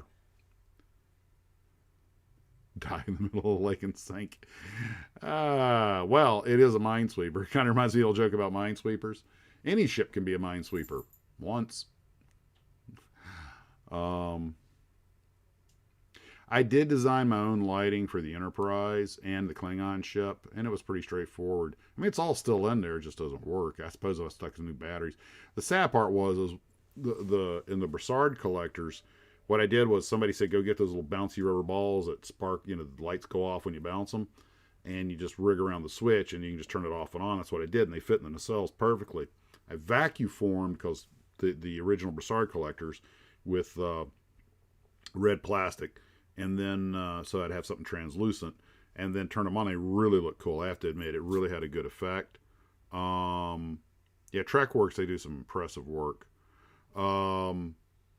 Use transformers, not bad. There you go. But one of them just quit working, and I'm like, and it's not the batteries, because the other one, because I had them wired down to where the batteries went in the base. But one of them, something else, the wire went, man, I'm going to have to crack the model open if I want to get into it. And I decided, you know what, it just sits on the shelf. That's okay. Speaking of which, semi-related, my wife and I bought some of those really nice Star Wars Hallmark things that you have to buy the master unit they all plug into. It's not cheap either. And about half of them didn't work, or worked for 5 minutes and pooped out. And these are factory made. And that really kind of ticked me off. So we took them back. And that was disappointing. I did keep the Y-wing though, because it just looked so cool with my Bondi Y-wing. They're separate scales, so they got them up on the shelf, a little forced perspective. And okay, Claire, glad you could make it.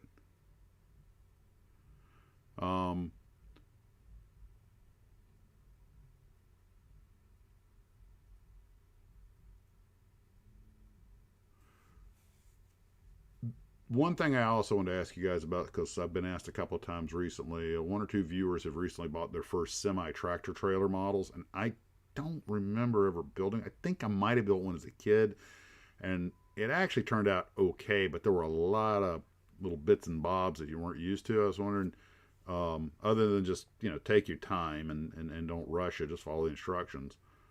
Hey, Burning B24. That would. There's always that compromise if you want electronics on there. You gotta, if you want to make access ports, because you're gonna. But I thought the place to put it all would be have a pop off either the front, which is actually how the original kit worked. You unscrewed the front, I think, or in the shuttle bay, someplace where it wouldn't be a seam problem.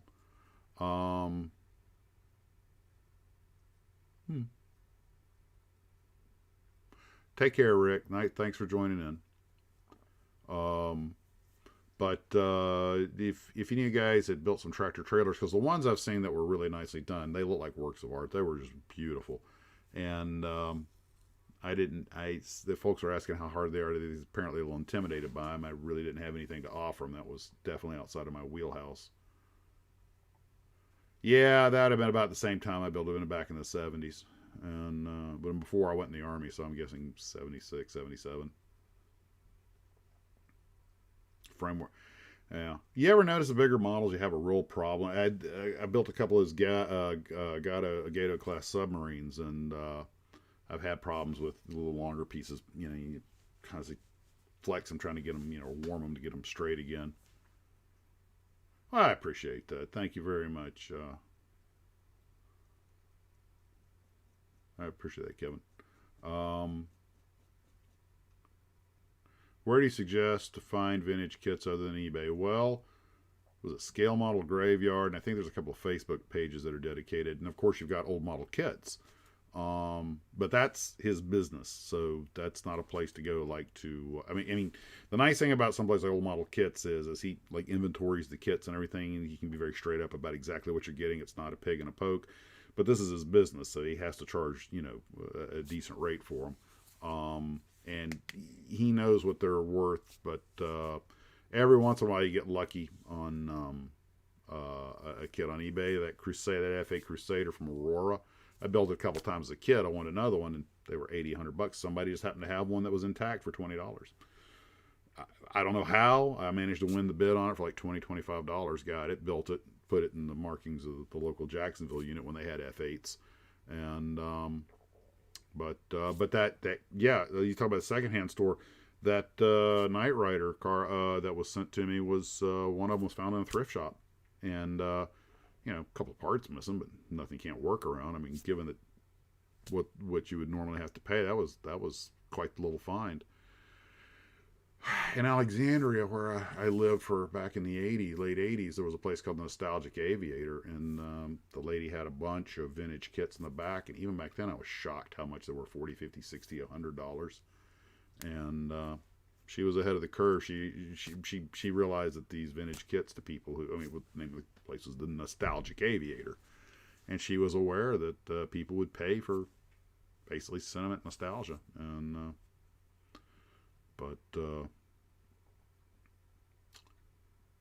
there's one resource I've used a lot is the Hank of Holland. Not so much he has them for sale, but he has often very in-depth the models that he covers. He has very in-depth information on, and he was really handy when it came to track down some of these Japanese companies, because like Nito and Sanyo, and they all kept swapping molds and everything. And it's, woo, you get dizzy trying to keep track of where everything goes, or where everything went. That brings up, and I think I tried to talk about this one time and got so intimidated that I backed off on it. But I'll go ahead, since we're just doing a live stream. I'll jump on it here. And some folks did ask about this,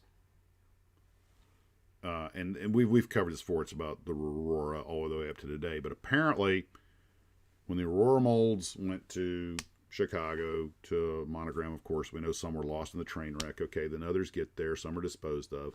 Then all the Revell stuff gets there. So all of the existing Aurora Revell Monogram molds are in one location.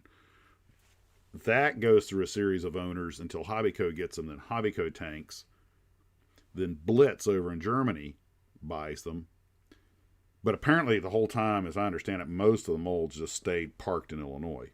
But Blitz had some that they wanted, and then they put the rest up for sale. Then there was a Quantum Investment, started a new Revell. Then they got some of them, and those molds went to China, if I'm not mistaken.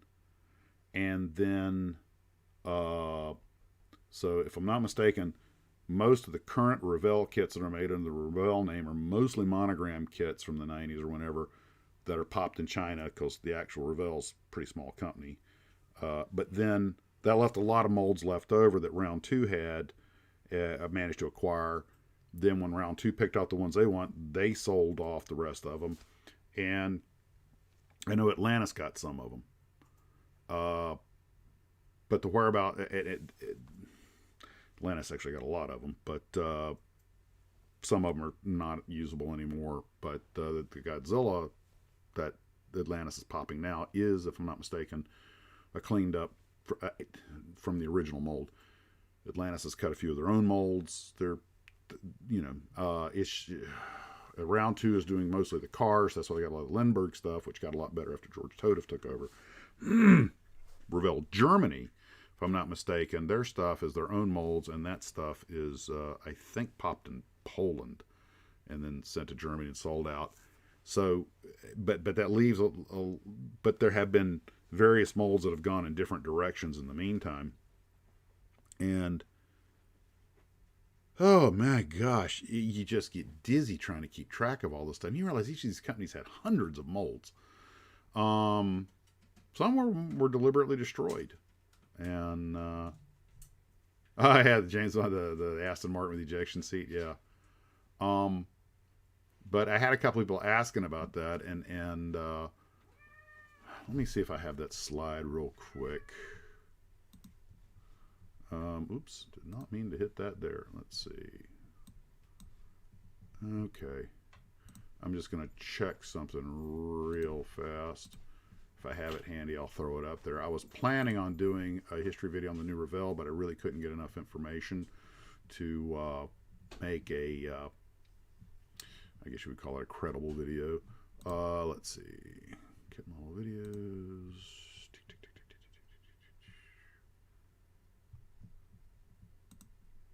Oh, yeah, there it is. Okay. Oh, yeah, I forgot about Glow 2B of Germany. All right. Here we go, guys. Let me see if I can get this up here for you.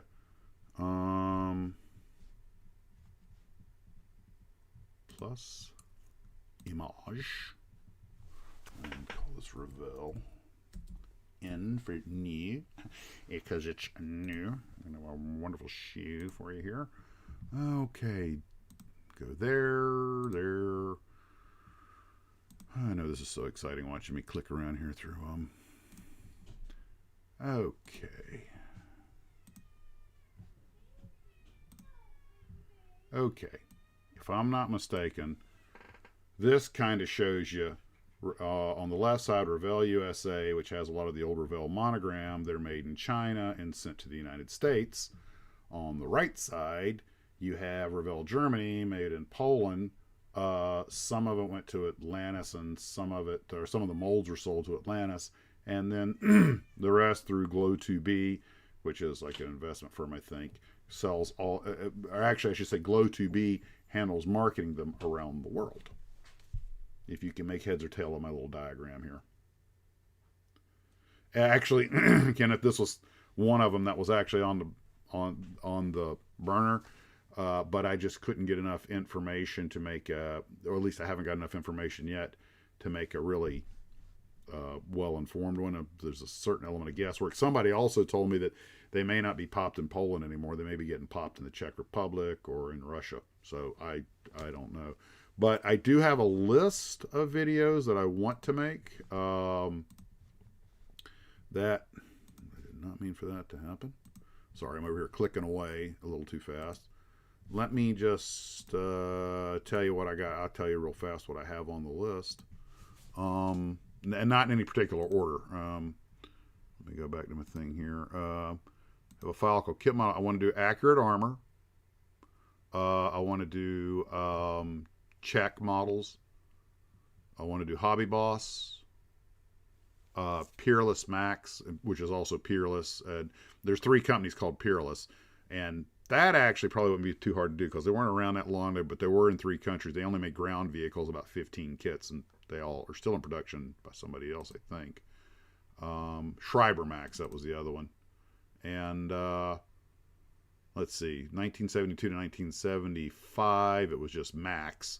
Then 74 to 78 was Peerless Max, and to sell in Germany in 1974, they signed up with another company named Schreiber Max. They made 10 kits, all 135 scale ground vehicles and artillery. And that's like the sum total of all I've been able to dig up on them so far. You pretty much saw what I got on New Revell. I want to do Rodin and Valome. Probably do one on Winmac. Actually, I think I have that one started. Winmac was making U-control airplanes before there was... Actually, you know what? I've got some of this written. I could probably get cranking on this. Forgot how much I had. See, I've been doing so much other stuff, you kind of lose track. I was going to do one on Zuikimura. If you guys haven't seen them, they make some incredible kits. I mean, these are plastic model kits that have complete internal frames on them. It's impressive. But they are god-awful. Well, I say they're god-awful expensive. Actually, given what you get, they're not, $150 probably. But you can just look up Zuikimura, and there's videos on them. I actually had downloaded some screen grabs of one of their builds, and I emailed the guy, hey, can I use this? And he said, no, unfortunately, he was building it for the company. They have all the rights and everything, so I didn't want to, no lawyers. The F-104J has a 2013 copyright on it. Yeah, that wouldn't shock me. There are some companies around that have gone around, got the bright idea to start copywriting the names of aircraft, even ones they didn't make. I mean, I can understand Lockheed copyrighted the name of the Apache or the Cheyenne. Well, okay, they made it. I mean, if you want to build a model, you got to pay royalty to them, which is probably why Atlantis is going to put them out of production. But then they're running around trying to copyright the names of airplanes they didn't make. I'm like, come on, man, that's bull. That's just, Blue Tank. I looked up Blue Tank one time. I couldn't find much information on them. A lot of these companies, just a little obscure. If it wasn't for the internet, I wouldn't be doing probably any of these videos after Revell, Aurora, and Monogram. But, it's funny. Some companies have these magnificent histories. Tamiya, on their website, has a pretty good history. Atlantis had a great history. To do the Atlantis video, I pretty much they wrote the script for me. I did not have to add very much. And then you got other ones like Blue Tank or some of these others that are just really, really hard. Because people often want a picture of the guy who started the company or why he started. Just a little background on the people behind it. And but some folks like to play, and I can understand that. It's a competitive business, but and the market's it ain't what it was in the '70s, so it's even more competitive. But then you get guys like over there at Fantastic Plastic and Alan Urey, and he was more than happy to chat with me. I'm sure, friendliest guy I ever met. And you got guys like Pete Vetra over at Atlantis. Him, Rick, love it. They're doing it because they love it, and more than happy to talk about it. So every company has its own personality, and I'm keenly aware that I tend to harp on or talk about certain companies more than others, probably because I build more of their stuff than others. But once you've talked to the people involved, you talk to Andy, who worked at Aurora for years, and all of a sudden, that brings to the fore. You talk to Pete, who works at Atlanta, still works very hard, invites you if you're ever in town, come by and visit. You can't not, help that, make that. You want to try to help them out where you can, because you realize these are small businessmen trying to make a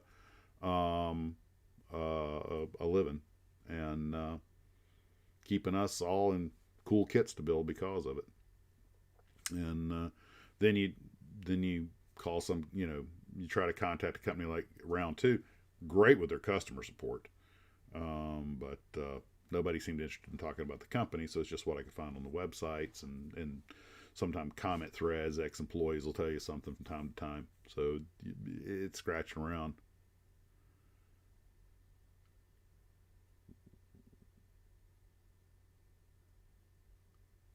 I'm just reading some of the comments. A model, you know what, I should add them to the list. I have seen some of their stuff. There's a lot of companies out there. I was going to do one on Ricoh, but it turned out that they were basically a remarketer, I think. They didn't really make their own kits. That's one of the things that's kind of interesting about companies, like IMC and some of these others. Some of these companies have such rich backgrounds. I mean, some of the model kits people are talking, they're too detailed. There's too many parts, which you rarely hear a modeler say.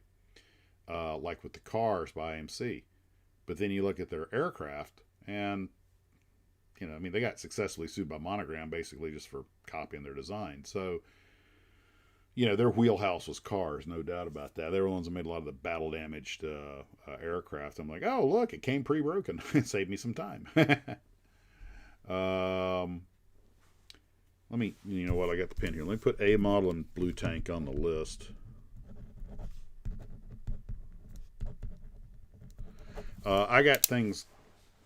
I'm about to make an excuse here. I've got things going on here that are going to keep us busy for the next couple of weeks, so there's probably going to be some reduced content. We're in the process of buying some stuff that, anyway. Point being that the things will probably slow down for a while. But once that's behind me, and I start getting the weekends off, get out, launch some rockets, shoot some video, build some more models. I'll probably get some stuff going out. But since I've got that one already partly done, maybe I can go ahead and crank one out this week. I'll see if I can make that happen. But I just decided to do the live stream because I didn't expect to be home on the weekend, because I've been working every freaking weekend because I don't know how to bid properly. 30 years in the airline business, and I still make that occasional mistake, and oops, or oh look, you forgot to bid by the deadline. I did. Oh my gosh, silly me. But I have what they call a standing bid. So if I don't put a bid in, it's like award overnights in this town. I try to get a lot of Fort Lauderdale overnights because I have friends down there, and this time of year I try to stay out of the north. But with the current world situation, normally I'd be down in the islands, but that whole place is on lockdown, so it's like the islands are not much fun right now. So Estes Saturn V1B reissue. I was looking for one at the hobby shop, and I didn't see it. That looks like a fairly complicated kit, but I'll probably buy one It looks like a really nice detailed model. John Wayne bound, right? Yeah, well, yeah, the John Wayne, the spaghetti was good for you. Well, the John Wayne bar with the nuts in it was one of the favorites, but it's Nestle Crunch isn't quite that hard, especially when you got cold. Wow. I remember guys would take them, snap them in half. That's the John Wayne bar, the round disc of chocolate I was telling you about. They also had one that had nuts in it. And I know guys that would break one and just, I mean, it was warm. It was easy to bite into. When it got cold, they got really hard, like biting, a ceiling tile or floor tile. But I know guys that would just break a piece off, pop it in their mouth, and just let it slowly melt, and they use that instead of like chewing tobacco or something. Oh, it's funny you should ask about Williams Brothers. I was just looking at their website. Now, it's now Brett Industries. I mean, still Williams Brothers, but Brett Industries owns it. Brett Industries owns it. I mean, were they in Texas? I think. Anyway, the last thing they posted on their website or on Facebook said that they were having trouble getting styrene deliveries. Apparently, they have to buy like 1,500 pounds of the stuff, which is way more than they can use, and it ain't cheap. So they've been grinding up old styrene to feed the machines. But I would think, like everybody else, now would be a good time for you to be making models. But it's I got the impression they're having. I forget if I emailed him or I was thinking about emailing him and asking him and chickened out because I figured he's probably too busy. Because remember, this is a side business for him. He has a Red Industries, does other stuff. It's halfway inclined to see how much 1,500 pounds of stuff, or is it 500 pounds? That's some huge chunk you have to buy. I was also thinking about, I was almost thinking about finding out how much that stuff costs to buy. Say, yeah, make you a deal, I'll buy the styrene, we'll split the profits, or some crap like that, something like that. But then I was kind of like, yeah, because I don't have enough things going on this end. Probably couldn't hurt to send them an email. The worst thing you do is ignore it, right? And since I am building a Williams Brothers kit, I could say, hey, I've been building your kit, and I really love it. I was wondering what the status was, wink, wink, nudge, nudge, talk to me. But as far as I know, Bread Industry still has all the molds. It's just, I should probably go check their Facebook page. I forget it was on their, actually, I think that was on their website. Oh, I appreciate that, Andy. Thank you. Nope, they didn't have the cigarettes when I went. C-Ration, apparently the old the Vietnam era C-Rations, they had a pack of like 3 cigarettes. I think it was like either Cools or Marlboros. But by the time I got in the Army, they quit doing that. The Surgeon General's like, I want our soldiers to die healthy. Heck, you know what? Great. Now you got me curious. As long as let's just do this in real time. Okay.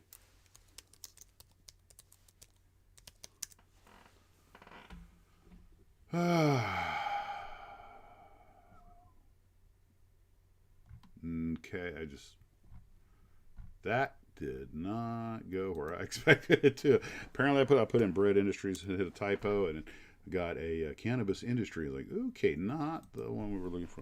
Bread Williams Brothers. Yeah, Round Rock, Texas. That's where they're at.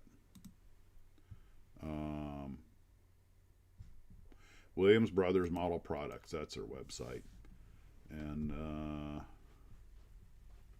they also make a lot of RC parts. I didn't realize they make a lot of highly... Because I knew the Williams Brothers did more than just airplanes. They did all kinds of accessories, including HO train accessories and stuff.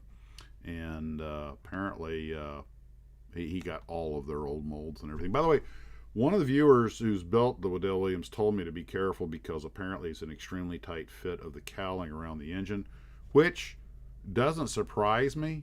The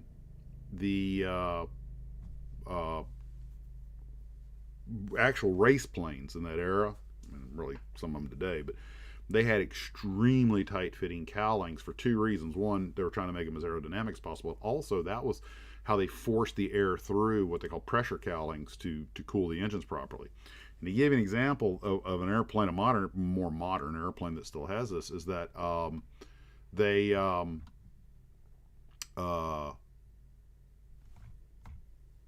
Piper Navajo, which has opposed engine, 6 cylinders on each side, the TSI 0540s. Turbo supercharged ejected opposed. And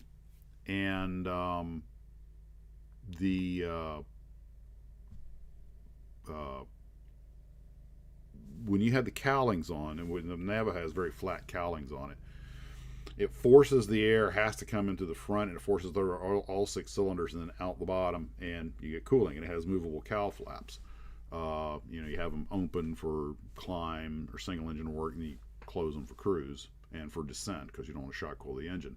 Well, if you do an engine run on a Navajo, like a mechanic's doing an engine run with the cowlings removed, you're limited to like 1 or 2 minutes, because without that air being forced by the cowling over those the rear cylinders will actually they'll start to overheat because they can't radiate with the cooling fins enough without the air being forced over them by the cowling. And so that's the story on that. And okay, according to their website, they use only high quality virgin plastics, so that's probably one of the reasons they're having trouble getting the kits. I imagine that's probably not cheap stuff, but that's all I got on them. Hey, we got 100 viewers. Yoo-hoo! Hey, John Ashley Smith, how you doing? The Life of an Airline Pilot. Yeah, I try to remember that guy before in the morning this morning. Time to fly the airplanes. That's okay. 3 cups of coffee and I'll jet you anywhere. 5 cups, I might even not need the airplane.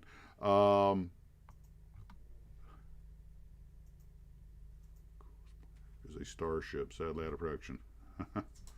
Oh, wait, you talking about the Enterprise? Because I'm sure somebody's making a model of it. That is one of the most produced things out there. The Mustang, the Zero, the famous planes like the B-17s, the popular cars, and Starship Enterprise. There's always somebody making one, and it's on a bunch of different scales. So, let's see. Always have more larger exit. Yeah.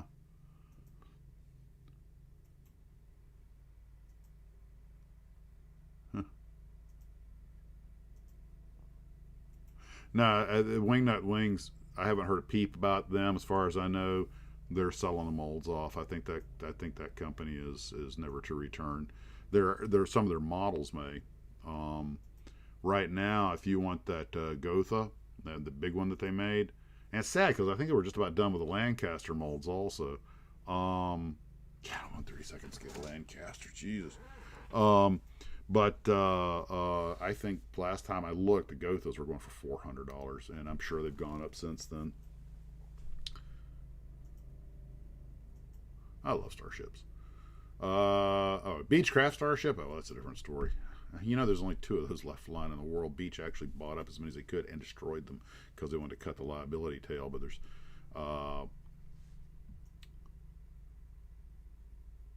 yeah, that's the Beech Starship. Yeah. I don't know who makes a kit of that. That's like I once found I found a model of a Navajo, and I should have bought it. Somebody ran a batch for a while, and I was like, not now. And of course, now you can't find one. Only companies ever made models of them, and only one of them I understand was any good. And I don't even remember who it was. Shouldn't have.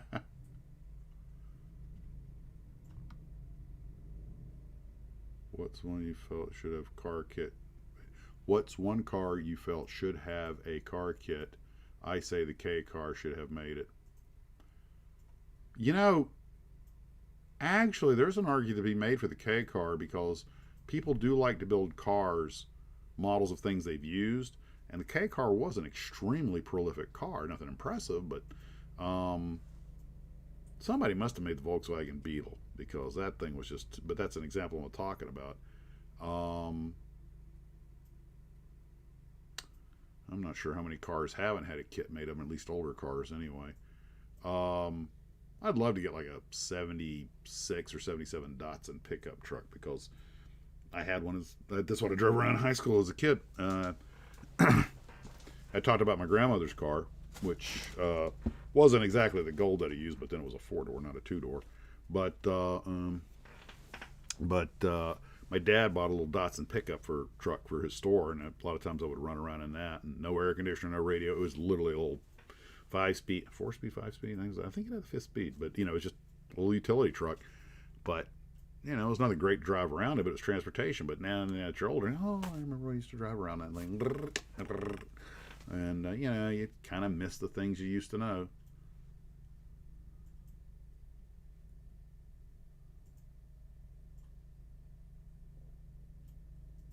Old TV shows that were about the model hobby. I can use the information. That's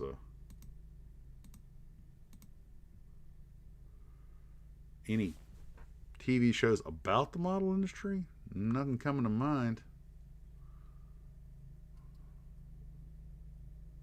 Now, I'm sorry. There was a British TV show by a very famous British presenter, I believe is what they call them, that did get into models. It was made, I think, in the 80s. Somebody had steered me to it. Somebody out there knows the show I'm talking about, so I'll give them a minute and they'll put it in the comment section. Ford Fairmont, most neutered car ever. My mom had a Fairmont. She had her first ever traffic accident in the Fairmont. Okay, gotta show this. My mom always had big cars, Catalina station wagons, things like that. I mean, we're talking Ticonderoga class gunboats, right? And then as cars got smaller, my dad bought her a Fairmont sedan, and it was a little tighter inside than she was used to. She never really warmed up to it, and just because ergonomically it was a little tighter inside, I think one day she went for the brake and actually tapped the gas a little bit. And so, what about the Granada? My older brother. I think my mom had one that my older brother bought off of her. So that's one. Of course, there may be a model of the Granada out there.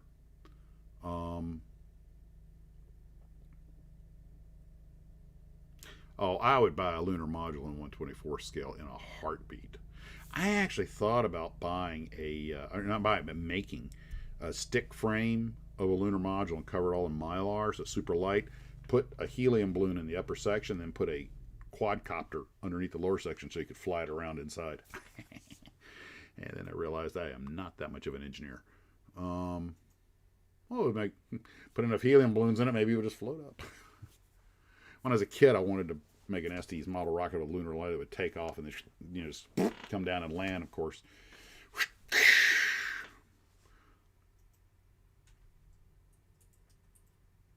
Dodge Shadow.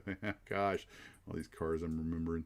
The Gran Torino, man. They're like the most modeled car out there outside of the General Lee.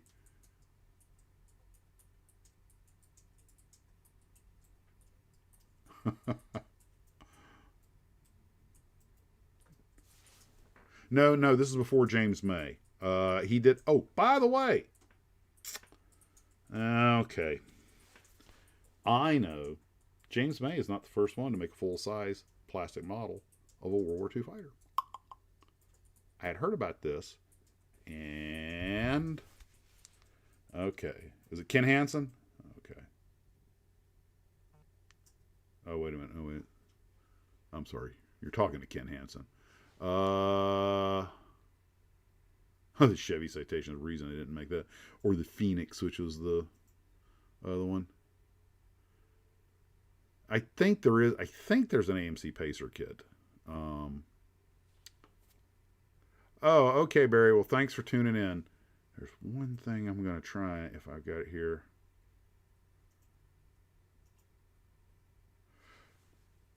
Model World with Bob Symes in 1975 BBC. I knew one of you guys would know this.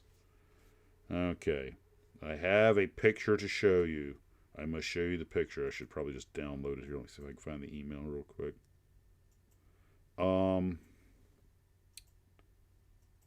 Okay, I gotta switch glasses here. Because I'm not getting older. Okay, let's see.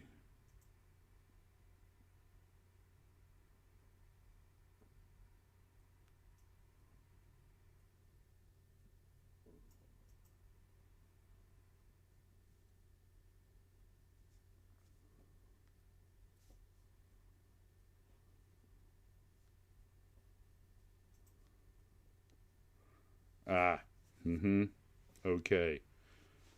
Guys, That is a full-scale, one-to-one model of a Japanese Zero. And that is in Japan. That's my younger brother standing in front of it when he's in the Air Force. And they made it for display at, let's see, it says right here. The Tamiya, the one-to-one scale Tamiya Zero. Actually, a mock-up at Iwakuni. Oh, he's joking about it being his one-to-one scale Tamiya Zero. But in actuality, it was a mock-up at Iwakuni Air Base in Japan. And very kind gentleman who managed to display. He was a former Japanese infantryman in World War II. But I don't know that it's actually a plastic model, but it's a fake airplane. It's a one-to-one scale model. Because ironically, again, back to irony, the only flying Zeros pretty much are here in the U.S. By the way, talk about making the ultimate model. Oh, this is not really making a model. It's making a replica. A Russian company was contracted to make 3 Japanese Zeros. Nut for rivet copies, which they did. And of course, they were sent to the U.S. with American engines. I guess Pratt & Whitney's probably. But they were at an air show, and I heard through the grapevine that they were fairly poorly constructed. The guys had to do a lot of work to get them up to speed once they arrived. But so apparently there have been at least 3 completely fabricated Japanese Zeros, and they did it in Russia because they have the expertise. The Russians seem to make it a point to never lose an expertise. They've kept all kinds of unusual and old aircraft either in production or kept the skill set around. I guess it's kind of the attitude of you never know when you might need the skill set. They've made some late World War II Russian fighters as recently as the 1990s. And the things are $500,000, $1 million. But they're brand friggin' new. So somebody let me know when they go back into production of Thunderbolts. But that, to me, that's just incredible. And oh.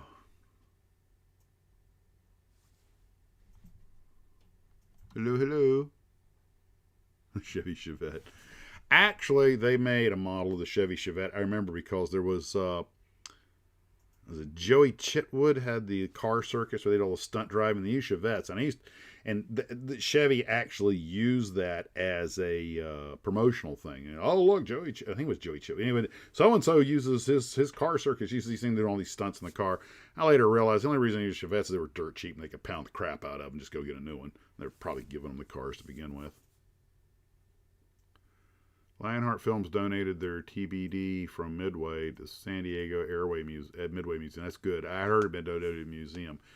TBD-1, but still, that's awesome.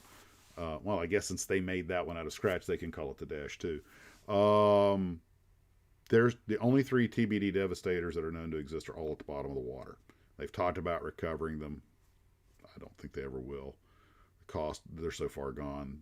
The cost, and by the way, at least 1 or 2 of them off the coast of Miami were trainers. The airplanes weren't thrown away after Midway. They were sent back to the U.S. and used as trainers. And of course, as they were destroyed by students, they just didn't bother to replace them. There were a few of them in the war I think were actually scrapped. And that's sad, but when the war was over, you got to remember it wasn't a relic, an artifact back then. It was just a clunky old airplane, So how time changes our view of things.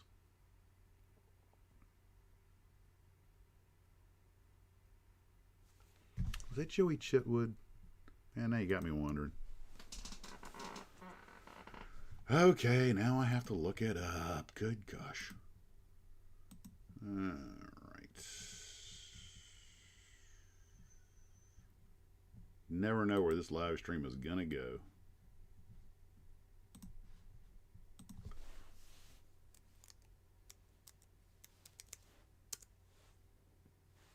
Oh, there are a bunch of kits of the Chevette, all right.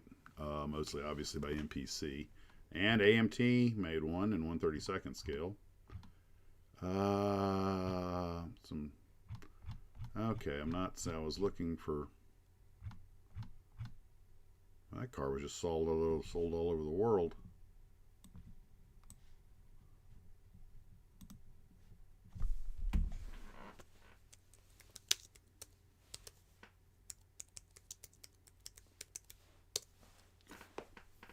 Yep, I was. Oh, wow. I was right. It was Joey Chitwood. Son of a gun. My memory is not completely gone. 1981. Oh my God, that was 40 years ago. Now I want to cry. All right, guys, what else we got?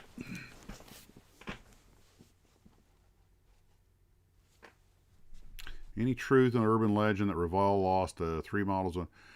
I don't know, but it certainly wouldn't shock me. There have been, we know that Aurora lost a bunch of them in a train wreck, so why not a ship sinking? I think I may have heard that before, too. You have to remember that they make the pattern, and from that they make the mold, but there's usually only one mold made, and they can get a lot of models out of it. Some of the more popular ones will make 2. If they have 2, it's very unlikely the models are going to be exactly identical. But those molds are freaking 800, 1,200 pounds a piece. So it's not hard for something to happen to one of them in transit. And they do get moved around a lot. Yeah, Chopper Carson's asking about the planes that went in. In fact, not only have some of them been fished out, I know a Wildcat's been fished out in SBD, both of them in really good condition. But if you're ever in Midway Airport, which is named after the Battle of Midway, and you go down to the museum section, there's an SBD Dauntless hanging from the ceiling. That one was fished out of the lake. I remember seeing it with the wings pulled off of it while I was in the middle of restoring it while I was going through Midway Airport. So, yes, they absolutely have pulled a few out, and there's a whole bunch more down there. And a lot of people want to go get them. The 2 ships that they would fly off of were the Sable and the Wolverine, and they were both side steamers, side paddle wheel steamers that were converted to flat tops for training. And a lot of times you'll see people doing these World War II documentaries, and you'll see this plane landing on this weird-looking flat top. And if you look real close, you'll see the side paddle wheels up under fairings, and that's either the Sable or the Wolverine. And they landed on SNJs, and you know, the Navy version of the T6, and then they would go out in Wildcats, and I don't know if they landed SBDs on them or not. I think the Avenger was too big, but that's where the guys did a lot of their training traps, because obviously you weren't going to get torpedoed by a U-boat in the middle of the Great Lakes. That would have been a heck of a trick.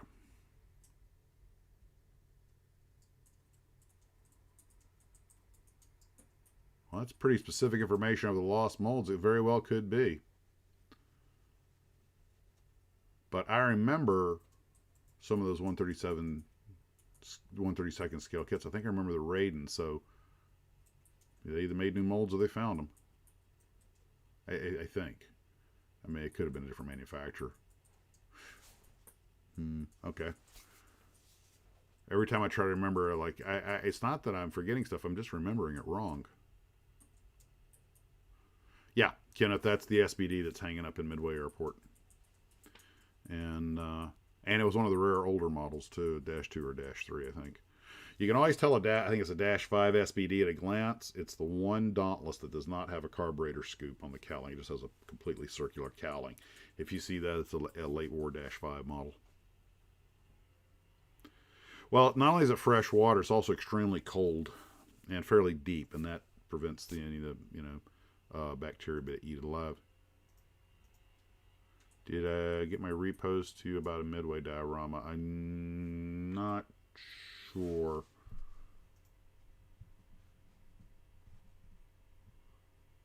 Probably best to send it to my email, maxsmodels@yahoo.com.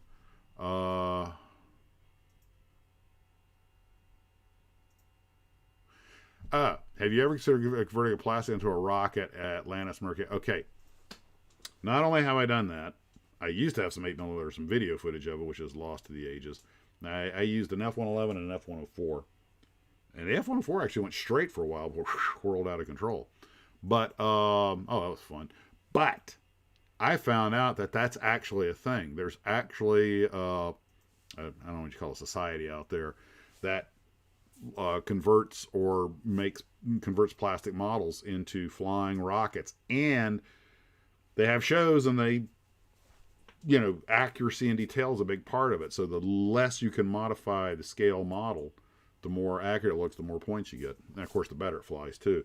And one of the guys at the RC Club actually flies I think an E-powered rocket RC. He showed me he was firing off a big Vulcan, and that he was, and what it is you fire it up by rocket and then you glide it back down as an RC, and he said the best he's gotten is about 2 minutes of flying time out of one, but that was different, and I would say it's a hobby I need to look into, but until I put 30 hours in the day, I'm kind of hitting the limit as far as I can. Otaki Galaxy mold. Got lost in a sinking ship. Oh, that's sad. Man, they're sinking a lot of ships with models on them. Yes, that's correct. The further down it is, the colder, the more pressure, the more intact everything is. When I was in, not Burlington, yeah, I think it's Burlington. They have a big thing up there talking about the Hudson and Lake Champlain have like over 1,000 perfectly preserved shipwrecks in them. Well, they can't be perfectly preserved or they wouldn't have sunk.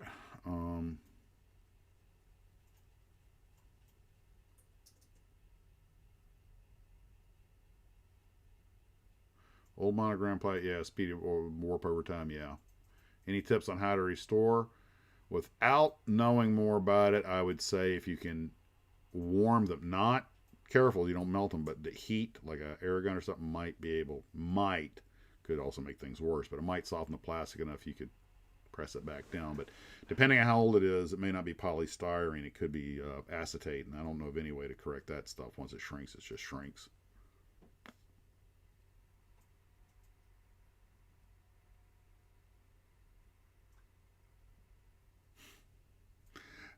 The large-scale mercury capsule.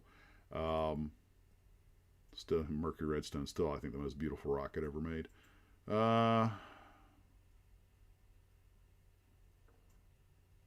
Zebra mussels are destroying the wreck, sadly. Well, a zebra mussel's got to eat too.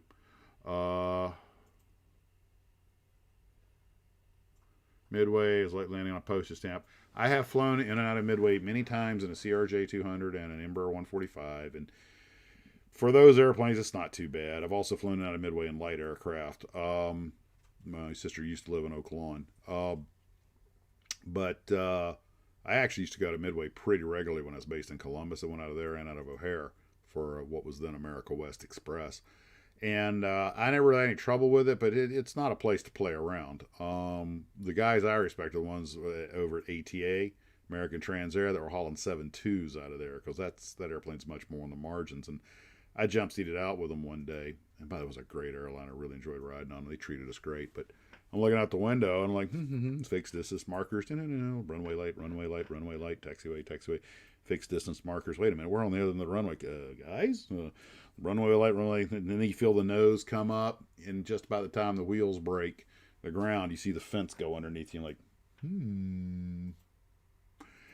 maybe he was holding it down. And but some of the guys I fly with used to go in there all the time, and they're kind of like, you get good at it. But I wouldn't call it a postage stamp, but it's definitely not one that you're going to screw around with. I mean, it's chop, drop, and stop.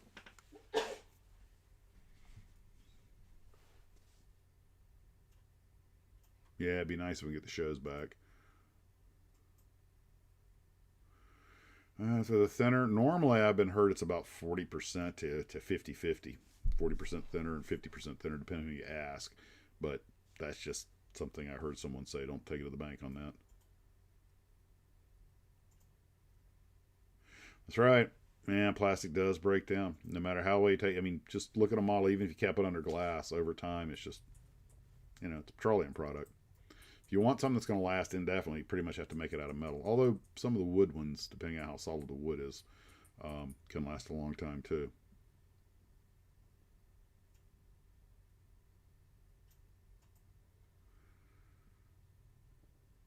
Well, guys, I know a lot of you guys, it's past your dinner time, and we've been going at this for a couple hours, which is always a blast. I'm going to sign off here. I will leave the comment sections open for a little bit so you guys can chat amongst yourselves. And I want to thank everyone for coming out today. Hope you had a grand time. And it'll be a while before we can do it again, because I'm back to working weekends for a while, but we'll see how it pans out. and see if I can get cracking on one of these history videos, even if it's a small one. Got lots of models need my attention, and then I have to do that whole, what do you call it, that thing where the people pay you to do stuff. Oh yeah, work. Oh, okay, Bill, you better take off.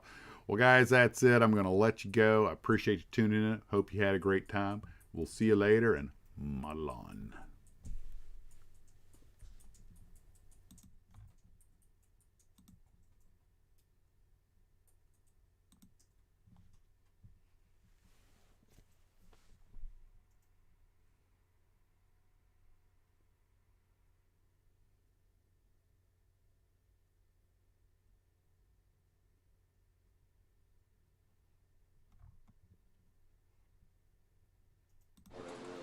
Hey, y'all want to drink whiskey? The A-10 is a multi-mission defender that can be launched from a tiny airstrip or even a highway. When you're flying close support, you need all the maneuverability and survivability you can get. So why do I fly the A-10? On account of it kills. And that's the name of that tune.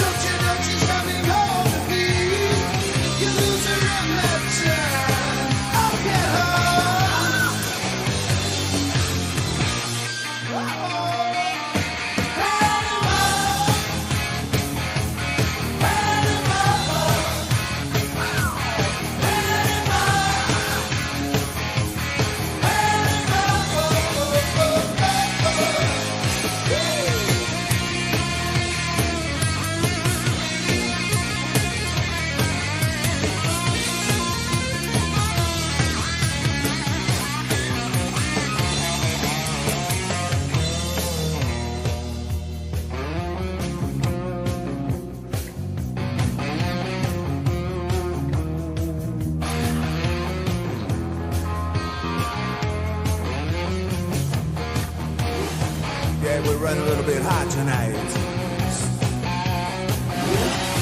I can barely see the road from the heat coming on. Reach down between my legs, ease the seat back.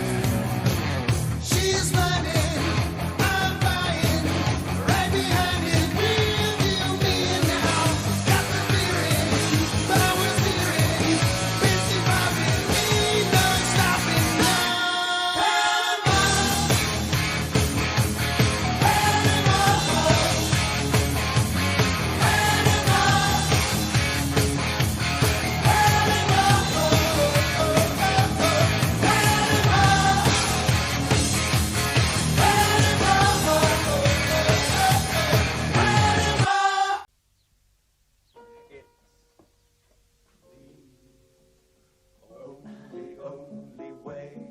It's the only trick to play.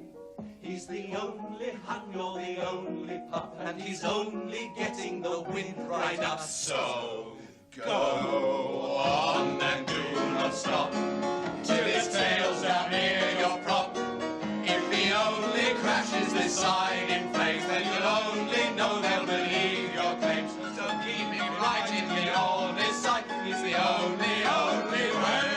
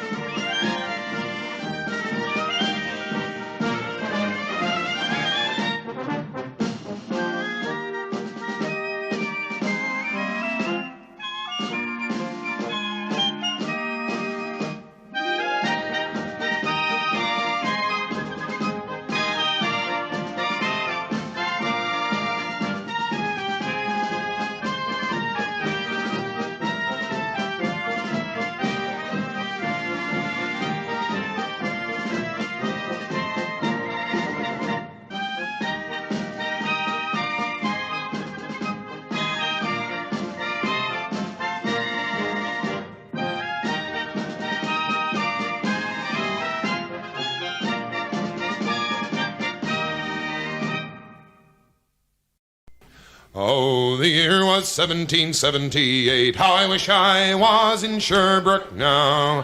A letter of marque came from the king to the scummiest vessel I've ever seen. God damn them all. I was told we'd cruise the seas for American gold. We'd fire no guns, shed no tears. Now I'm a broken man on a Halifax pier, the last of Barrett's privateers. Oh, well, said Barrett, cried the town, how I wish I was in Sherbrooke now. For 20 brave men, all fishermen, who would make for him the Antelope's crew. God damn them all. I was told we'd cruise the seas for American gold. We'd fire no guns, shed no tears. Now I'm a broken man on a Halifax pier, the last of Barrett's privateers. The Antelope sloop was a sickening sight. How I wish I was in Sherbrooke now. She'd a list to the port and her sails in rags, and the cook in the scuppers with the staggers and jags. God damn them all. I was told we'd cruise the seas for American gold. We'd fire no guns,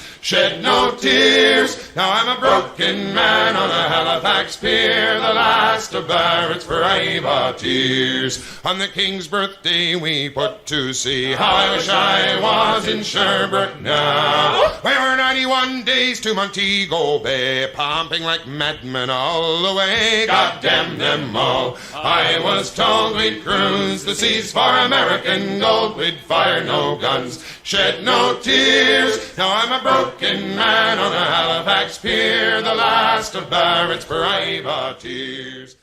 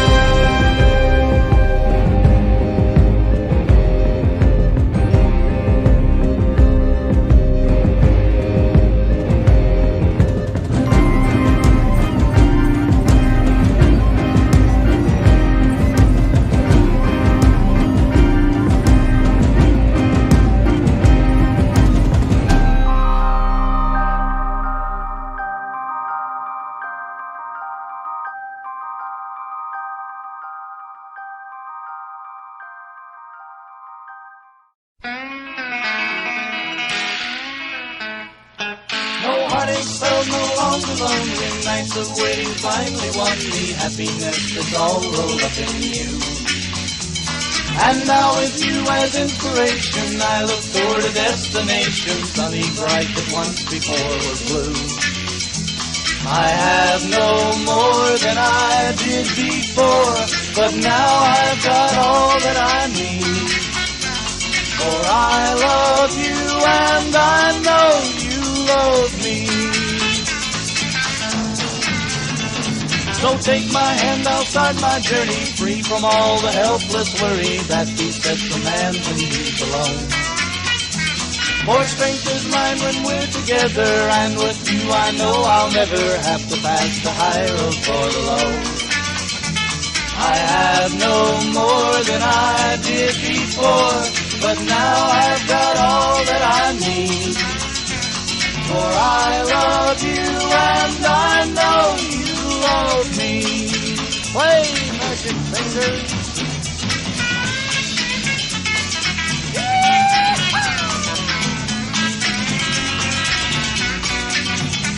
pick it loser.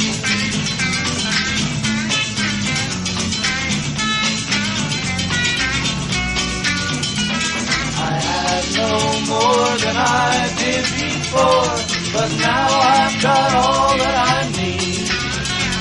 For I love you and I know you love me. Yes, I love you and I know you love me.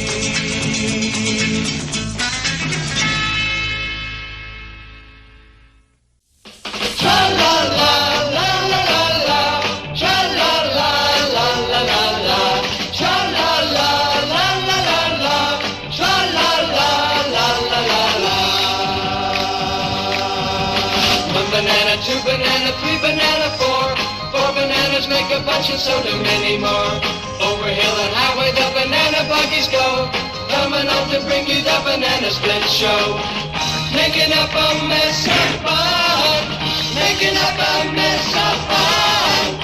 Lots of fun for everyone. Cha-la-la, la-la-la-la, cha-la-la, la-la-la-la, cha-la-la, la-la-la-la. Cha-la-la-la-la-la-la. Four banana, three banana, two banana, one. All bananas playing in the bright warm sun. Flipping like a pancake, popping like a cork.